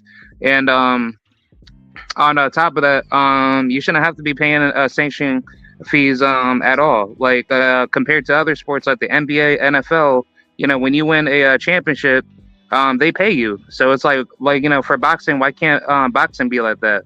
So isn't Turkey Al-Sheikh giving out additional paydays if you knock somebody out? Yeah, like $50,000 on top of it. You get a knockout, or if you get knocked out of the night, he's loading your bank account, man. These fighters are actually working for their keep now. Gone are the days where you get to sit back and because you're from a certain city and you look a certain way, you getting all this promotion, but you're not doing anything. You got a contemporary here, a contemporary there. You got at least 5 contemporaries, and you ain't got to fight them because your fan base just wants to see you in there with anybody beating up people, and it's not the people you want to fight. Well, I don't expect a casual to understand what a contemporary is, but me, I'm watching it like, all right, man, yo, can you fight the people you're supposed to fight? And it's like going against the grain. So I appreciate Riyadh season because those days are gone now. Those days are gone. They don't care how greasy your hair is. They don't care how many tattoos you got. Fight. Turkey Al-Sheikh went to Tank and said, I got 50 grand for you and Devin to split. Come down and fight. And Tank said no. He said no. It was with that move right there. I said, okay, it's official. This boy's scared. There was no excuse. There was no excuse. He says, oh, well, that's his boy. Man, Devin done went to Australia 2 times against our better judgment. And he won undisputed and defended it. Tank can't go to Saudi? What are we talking about? Oh, well, he's going to get robbed of the cards. I thought that Tank knocks him out. Right. All I said was, let's see the fight. That's all I said. He could, but let's just see it. And all of this resistance. This is why I appreciate Turkey. Is he perfect? No. I already know Dana's background, but I'm saying boxing been fucked up, so why not give him a shot? It's already fucked up. Do y'all understand what Deontay Wilder went through? 10 title defenses, and then all the niggas can say is, oh, well, he ain't fight nobody. He was trying to fight the best, and all y'all did was clown him and avoid him. One of the best, he fought King Kong Ortiz. That wasn't his responsibility, but he did it, and then he did it again against our better judgment. I said, man, he ain't got to do that shit. Even Evander Holyfield said, man, he ain't got to do that shit again, but Deontay's like that because AJ's not like that. And King Kong was the only one willing to fucking fight the man. That's right. He was the only King Kong was supposed to fight Anthony Joshua. He was supposed to be his IBF mandatory. That was his mandatory. It was his responsibility. And Eddie Hearn signed him to shelve him. That's what he did. That's what he did. So I don't want to hear shit about no Deontay Wilder and 30 nobodies he fought. Fuck that. He was trying to fight everybody. He was always underweight. And all he had was a right hand, right? But he was trying to get shit done. Y'all don't like giving fighters no effort, no E for effort, unless it's a guy you blow. Or somebody they don't like because listen, like the disrespect for Adrian Broner when they be trying to do that. Broner got a way better career than Tank and is way better than Tank. Because Yeah, why? absolutely he does. When Broner was at 30, 35, he was calling out everybody. Mikey Garcia was ducking him for years. All of them cats. He had to move up to 47 just to get some real work. Like Man, don't do that. Like, come man, on. Like, AB got thumped in the Maidana fight because I think his gloves was loaded, but again, we can't prove it. We didn't know shit until Floyd got in there and he was like, ain't no pad in these gloves. And then Robert Garcia said, those are the same ones we use in the Broner fight. I said, oh. We gonna go past that? Y'all heard that shit? I remember, and that's when And that's Floyd all- told him. all That's Illuminati what was, Floyd told them. That's what Floyd disagreeing with said. Yeah, Wilder got cheated in the first fight. Yeah, That's what like, Floyd. he Yeah, said. that's when Floyd told Wilder got Robert cheated Garcia, in all put three him in the fights. same shit as me, or we ain't fighting. Wilder Yeah, got cheated in all 3 fights. Let's get it right. He got cheated in all 3 fights. Yeah, All because that first fight was Yeah, a first fight was knockout. all like I've seen that shit. Like the glove. That was a I was knockout. like, That first fight was a knockout. That man got a There's 12-second lot of count. fighters, I don't accept disrespect for a lot of fighters. I don't want to hear it. And I talk about AB because he could be better, but I don't shit on his boxing career. I don't tolerate no Deontay Wilder disrespect. I don't tolerate no Devin Haney disrespect. I don't tolerate no Errol Spence disrespect. I'm not going to do that. These guys was actively trying to get shit done. And because their rival is somebody that your dick blow, that's just your bad. The AJ fight and Wilder fight never happened because AJ was signed to the demon. But God's not a liar. Look what Eddie Hearn's going through right now. Zuffa is setting his ass right. And he can't do shit about it. He got to work with Turkey now. He don't care. Yeah, So I'm Zuffa not saying- They took Conor Ben. I'm a cook on that money. And J.O. Battaglia, his cruiserweight. Yeah, Ja Opatai, come on, man. They making power moves. And I don't care because too long I've been dealing with Eddie Hearn and his bullshit. I don't care. I don't care. If you're building a fighter, if you send them over the top rank, you're asking for it, especially if your fighter's black. If you send them to Golden Boy, you're asking for it. Why wouldn't you send him to Zuffa? Zuffa's popping right now. You're a businessman, right? Keyshawn fucking with them. Because Zuffa in the ring, it's all intertwined. All of it. To try and keep the sinking ship alive, that's like, hey, man, I'm on a Titanic. You know the son of a bitch just hit an iceberg, right? Why are you here? Why did you leave your nest? You could have went on that boat 20 miles over there. They're not sinking. Yeah, but that boat is just getting started. Yeah, but this boat is sinking. Why are you here, bro? Yeah. Plus, we don't want niggas, because, you know, they didn't want niggas on the Titanic unless they were shoveling coal. You do know that, right? Y'all don't know that. Yeah, they counted them as property. They ain't even counting them as people. That's right. You was the only way a nigga getting on this boat is if he's shoveling coal. I ain't gonna tell you what boxer I heard they said that to. I ain't gonna tell you. Do your homework, because that was said to a legendary boxer. Okay? And the shit sank. All right? Hey, Drew, I got a question. Go ahead. Yeah, I wanted to ask about Zuffa. If Zuffa does get bigger heading into the future, could it be possible that other bigger networks could try to chime in with Zuffa, maybe like TNT or possibly ESPN or anything like that? Because because if that could happen, that would be awesome to try to expand Zuffa to be kind of like UFC, but it would be like an NBA style type of thing where everybody's coming in and the competition pool gets larger and larger. I would hope so. I would hope. I hope that happens too. Because I wanted to say about the idea that I gave to you about having tournaments to take over in boxing, so therefore sanctioned bodies can be gone. So therefore, as it gets bigger, you have other competitive firms coming in, so therefore they can start putting bigger money up to get all the younger talent to go at it. Right. I was about to say that too. You have to check the market.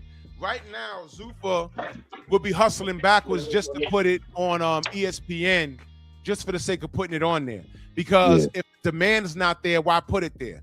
But yeah, ESPN's not going to put that money up. Yeah. right. But if Zuffa's putting on 2 or 3 events on the zone every month, just 2 or 3 events, two or 3 weekends. Hey, we got these prospects, and they check that and say, yo, our numbers is doing good. What would happen if we jump on free TV?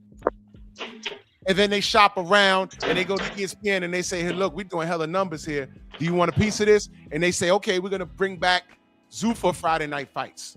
If it makes dollars, it makes sense. But then you'll see a reemergence. But you need the fan base to appreciate the talent. See, right now, I'm not into fussing with people that don't know boxing. You're seeing these talent. You know what I'm saying? Damazian Van Houter is a major Black American heavyweight player in the game. Yes, sir. Right now, people will say, like 2 years from now, when he's a champion, they will say, well, who's he fought? He had 20 fights. He ain't fight nobody. As if you come into the game, fighting killers. Mike Tyson fought like 21 or 22 times before he got to Trevor Berbick. Not only can people barely tell me who he fought, but if you look at the box rec, he was fighting like every other week. He fought like twice in a month because he was building his confidence and building his resume. And then the thing with Deontay, of course, everyone he didn't fight wasn't killers, although he killed them. But when he got to the upper echelon, he was trying to fight the killers, and the killers were not fighting him. So then when I spin the block and I talk about Tank, and they say they bring up Pedraza, you could bring up Pedraza, but after that, what have you done? And I see there's only space and opportunity to have done these things, and he chose not to do it. I don't care how much money he made. Fight your goddamn contemporaries. I'm a supporter of the sport. I watch boxing. All of this tattoos and braided hair and chrome hearts, I don't care about that. I didn't care about how thorough Tommy Hearn's Jerry curl was. His Jerry curl in '83 was popping, but I never mentioned it. I said, I want to see what this slim nigga do in the ring, and he was leveling people with that right hand. That's all I care about. I ain't care about Hagler's bald head. I want to see what he's going to do against John Mugabe, who was next up. And Hagler said, I'm not done. Watch this. Bing, bing, bing. Leveled him. That's what I care about. These new kids is ridiculous. I want the best to fight the best. Don't tell me what you'll do. And I don't want to hear from your dumbass fans regurgitating what you say. Show me. Show me. So if I'm promoting a fighter, I'm sending him to the Zuffa. If his net worth is $1,000, I know he's going to maximize his profits over on Zuffa. And we're going to ride that horse until that shit is done. And we're going to go wherever the wind blows. But at the same time, we're going to learn the game. And we're going to be independent. And Drew, salute, brother. Go ahead. Hey, salute. I'm sniping that super chat. Salute to you, good brother. Thank you so much. Oh, you want to read the super chat first? No, I read it. Go ahead, brother. Okay. So, what you were saying about Tommy Hearns' hair and Marvin Hagler's bald head, but I was creating a fighter in my mind while I was listening to y'all, and one of the attributes my perfect or ideal fighter would have is he would actually have an afro. He'd actually have a big afro to protect him from rabbit punches. And that's smart. That's smart. Thank you. Yeah, and he would have a beard with he'd be a Muslim, so he'd have a religious exemption. He had a big old beard, and also he would have lawyers in his family. And perhaps if with the Muslim connection, if he doesn't have certain levels of like street cats in his family, maybe he's protected by the FOI instead, like they protected Ali from the mafia, and the Fruit of Islam can help have his back with the gangsters that are involved in the sport. And that helps a little, harder to intimidate. As far as like the attributes. he would be probably 5'10" in real life, maybe listed as 5'11", but not 6 feet.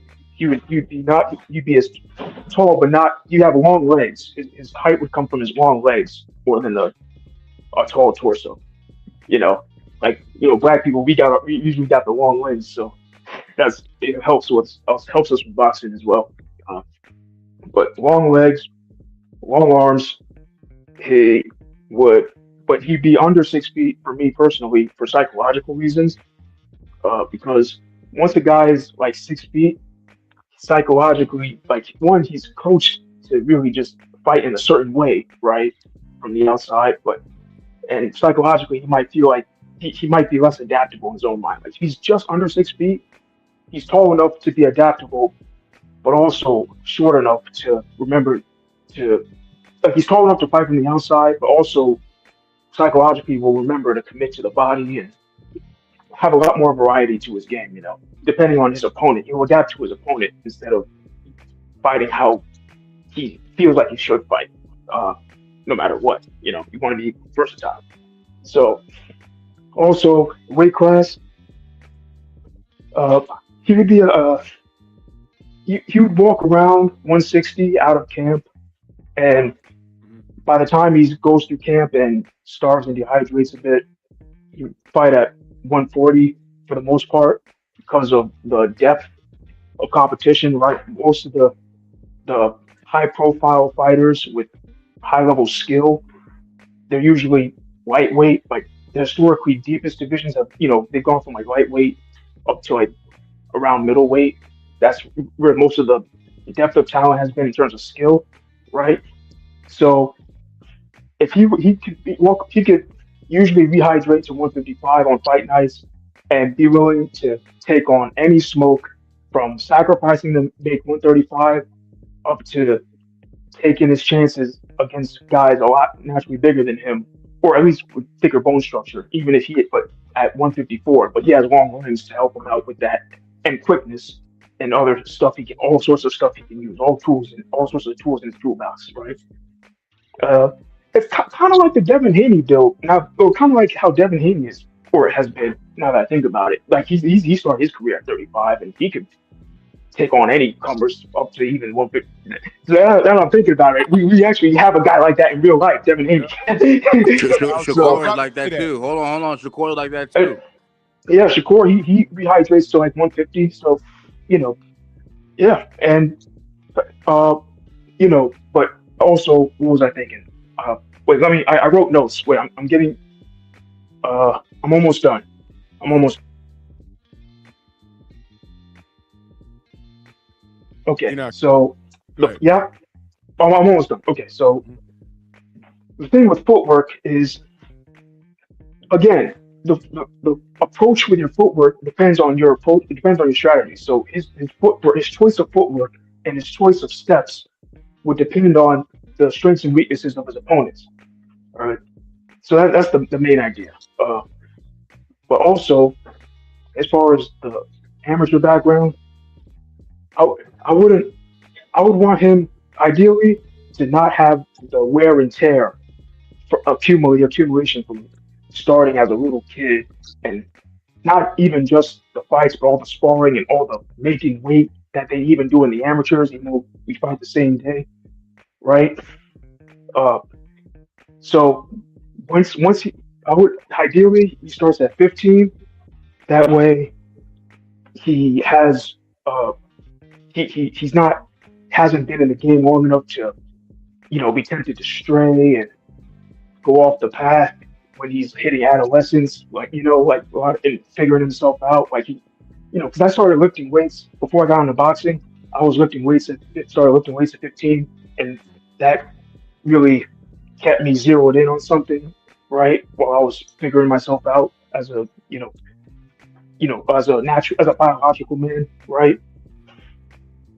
And so, and that's a good approach too, right? And also, I have less wear and tear than a lot of my contemporaries. And so, and it doesn't, and if you, and it won't, and it doesn't take you too long to get effective at boxing if you're totally committed and if you think outside the box. And so anyway, he could improve fast, right?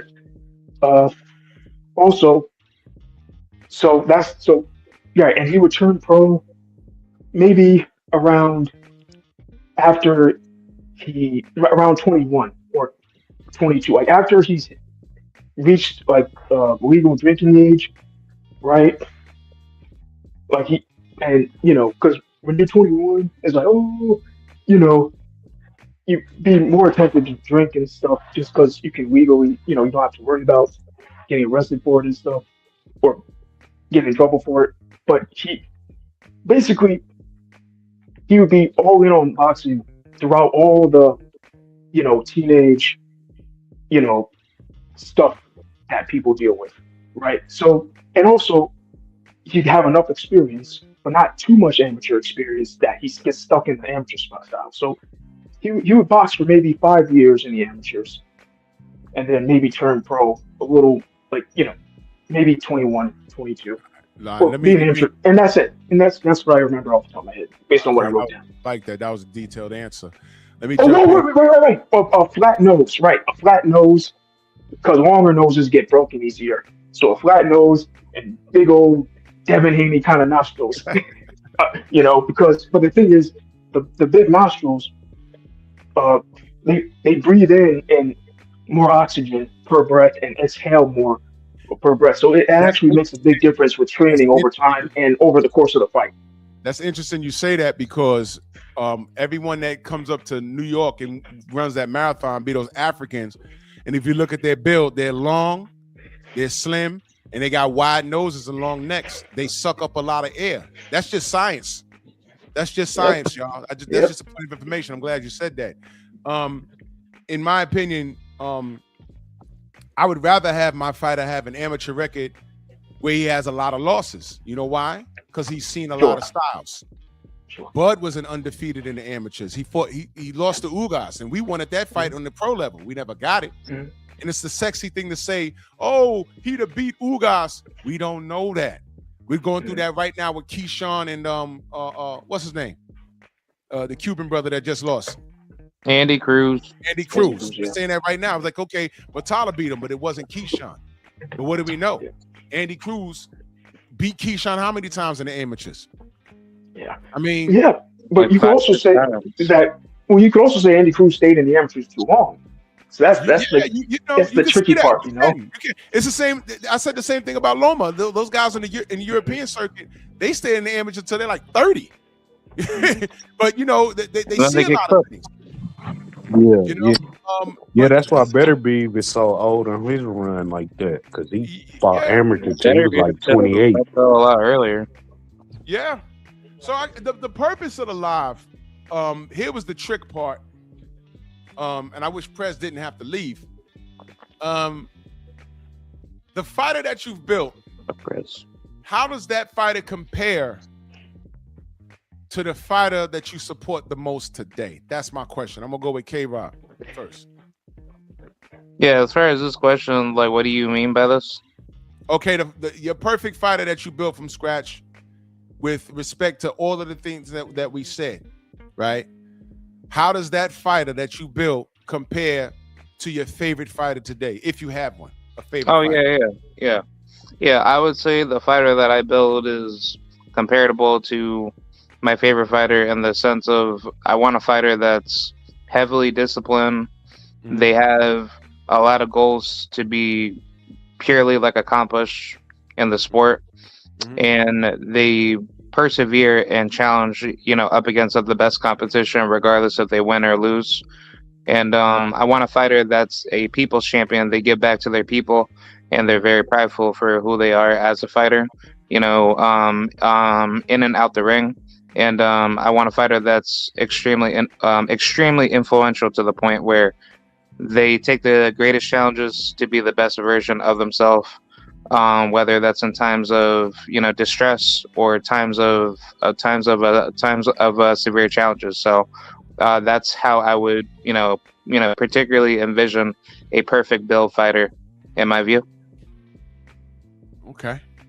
All right. Rich, same question. Repeat again, Drew.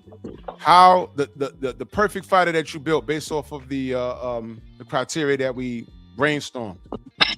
How does that perfect fighter that you built in your mind compare to a fighter that you strongly support, or your favorite fighter if you have one?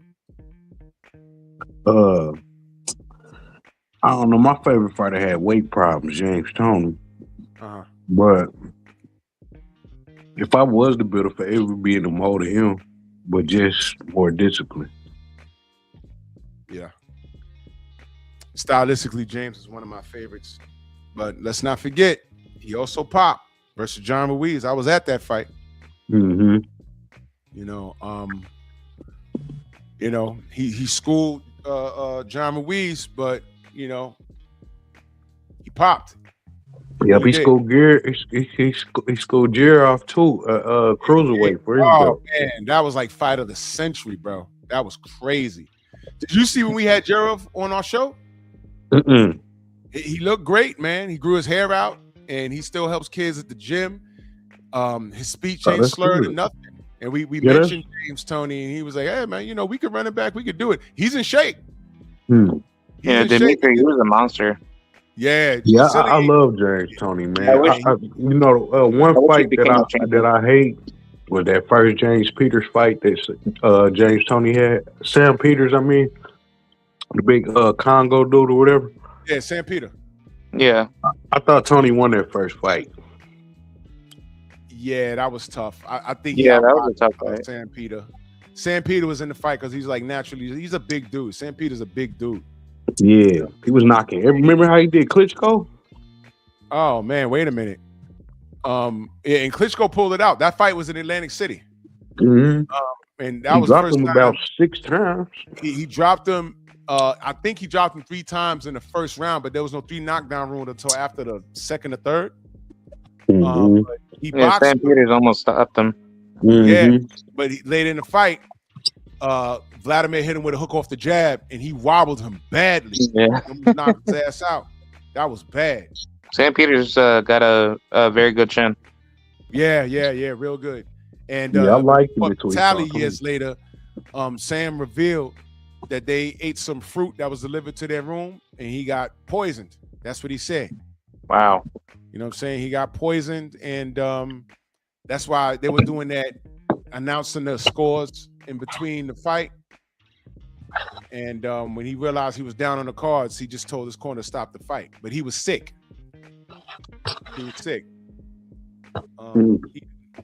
Eden the Wise says, like my build-up fighter, not even talk because I know he's gonna speak or represent. Okay, like he's just like my father. He didn't even sit down between rounds. Who's your dad?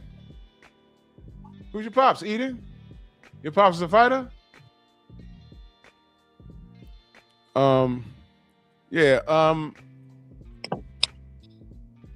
I would say the closest fighter to the fight, if I'm building a fighter from scratch, the closest fighter to that to date right now is Devin.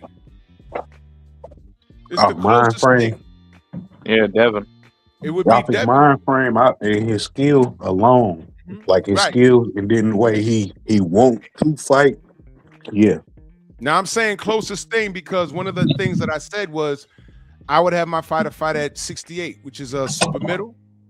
And the only reason why I'm not having him at heavyweight is because I don't put heavyweights on a pound for pound list. Y'all know Deontay's my guy.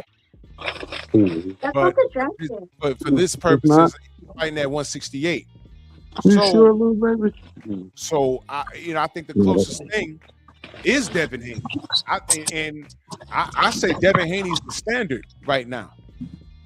In the lower weight classes, he's a standard. He's doing everything that I want a fighter to do. He's doing everything that I want a fighter to do. He's independent. I don't pocket watch, but the money's working out for him because he's independent. They respect his hustle. He's a hot name. Now you got Jamel Charlo talking crazy. Now these guys looking for handouts now. And here's the funny part. I know Devin will do all of that. Sometimes you got to stop him from doing things. But he's with the shits. He's not ducking no smoke. But every time someone says his name, now watch. By Monday, somebody's going to be saying, oh, Devin's ducking Jamel. Man, shut up, bro. Shut up, bro. But you Jamel know had what's so an crazy, Drew? opportunity. Yeah. Just a year or two ago, like they was just trashing Devin, bro. Like making him seem like he was just the worst thing for boxing, and he wasn't this and that. And now everybody from 54 all the way down to 40 calling the man name. That's right. And that's why we say he's a face. And I know that's a tough pill for people to swallow because, like I said in the other live, which will be legendary, Devin Haney is who you wish your favorite fighter could be. And really, but once they get all the emotion out of the way and everything else, all I say is look at the facts. Whoever you root for, and then look at the position that Devin Haney is in. And if all you're left is talking about Ryan Garcia, but while ignoring what happened with that, then there's something wrong with you, especially if you's a nigga. There's something wrong with you. I mean, but the only niggas that's doing that is them Tank fans. Like they the only ones that he lost the round. But tell the truth. You know tell the wild, truth. You know what's wild, Rich? They don't even understand how irrelevant they are at this current junction. Everything we said about Tank turned out to be right. Everything we said, even the way his career is going right now. Hell, Mike Tyson said it. Don't even listen to us. Mike Tyson said, yeah, there's a comparison between me and that kid. Has nothing to do with inside the ring, though. Has nothing to do with that. He said it, we said it, and it's okay. Because guess what? If he don't go to jail, there's still time to fix it. But I don't trust him to do anything. How can I believe what you say when I see what you do? All I want him to do is fight his contemporaries. Now, you could bring up Pedraza or whatever, a fight that he said was a setup. Everything that they say in defense of Tank, I never heard Devin say, hey, man, they put me in here with this guy. I think I'm being set up. You know why? They can't put Devin in there with anybody. He's his own boss. And while he was his own boss, he's trying to fight the best. I'm looking at this list. The only person he fought on this list is Lamont Roach, and we can't even get a rematch. He fought him to a draw. We can't even get a rematch. I don't expect him to come back and fight Ray Matala. He's a live dog. Abdullah Mason, live dog. Lamont Roach, live dog. Keyshawn David, I think Keyshawn kills him. George Kambosos, I think he'd have beat Kambosos, but he didn't fight him when he had 3 belts. Rougarou, Regis Prograis, he wanted that smoke a long time ago. He ain't get it. Yeah. Josh Taylor, I had Tank fans come in my chat say, no, Josh Taylor was the size of a welterweight. I ain't like that fight. But Teofimo came through, went to 140 and schooled Josh Taylor. Teofimo could say, I fought and beat Lomachenko and took 3 belts. He said he took 4, but that was bullshit. And then went up to 40 and beat Josh Taylor. That's a legitimate win. 2 legitimate wins, which makes us better than Tank. Gary Russell wanted all the shits. Shakur said, let's unify. He said no. Superdel Matias was sitting there the whole time, killing people in the ring. Remember that? Yep. He didn't even call his name. Devin Haney was there, space and opportunity, and he was draining himself to make 135. Nothing. Mikey Garcia was around at 2017, 2018. Tank was there, no smoke. Lomachenko, no smoke. Jorge Ramirez, I think Tank wins that fight, but he was there. He didn't do it. So please, Sandor Martin was there. Come on, man. Stop. And when you're building an apex fighter, you know what I'm saying? If I'm going to say everything that I want in a fighter today in the lower weight classes, Devin Haney is the fighter I'd build. You can't tell me Tank. You could barely tell me. No, not barely. You can't tell me Shakur because he's a duck. You can't tell me Keyshawn. Because he's a duck until he gets in those goddamn WBA rankings, whatever the fuck, the WBO rankings, until you jump up in there and actively pursue it, you're a duck. You just talking. You're just talking. All of these guys. Hey, I gotta go, but exactly right. And salute to everybody, and salute to you. Salute you, not man. Salute to you.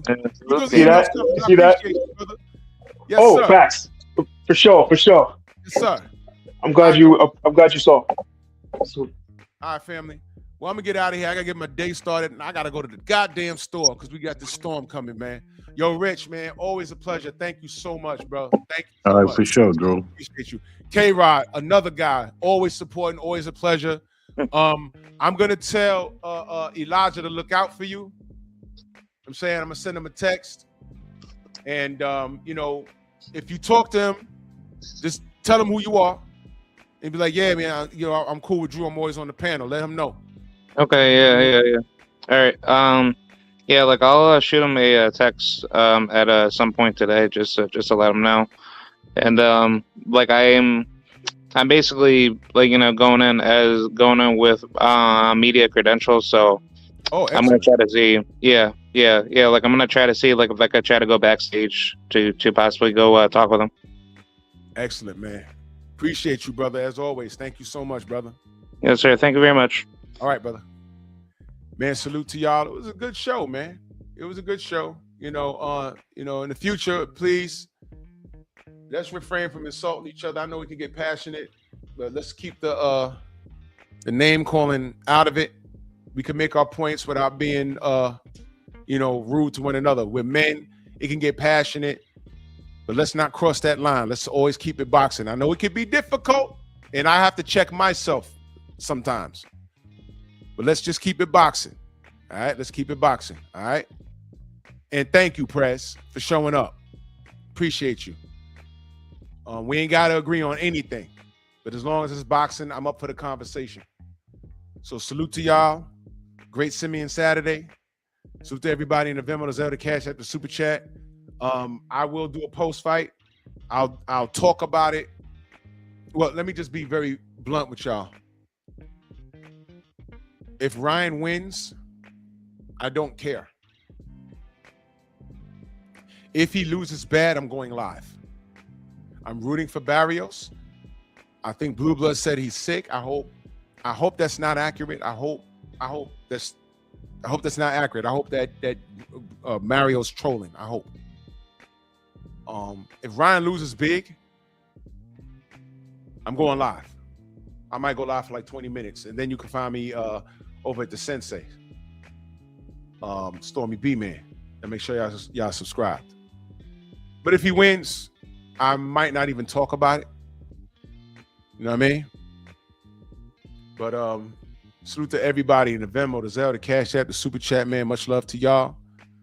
Salute to all of y'all, man. And let's see what happens tonight. Bronx on deck. Move! Why are you gay? Who says I'm gay? You are gay.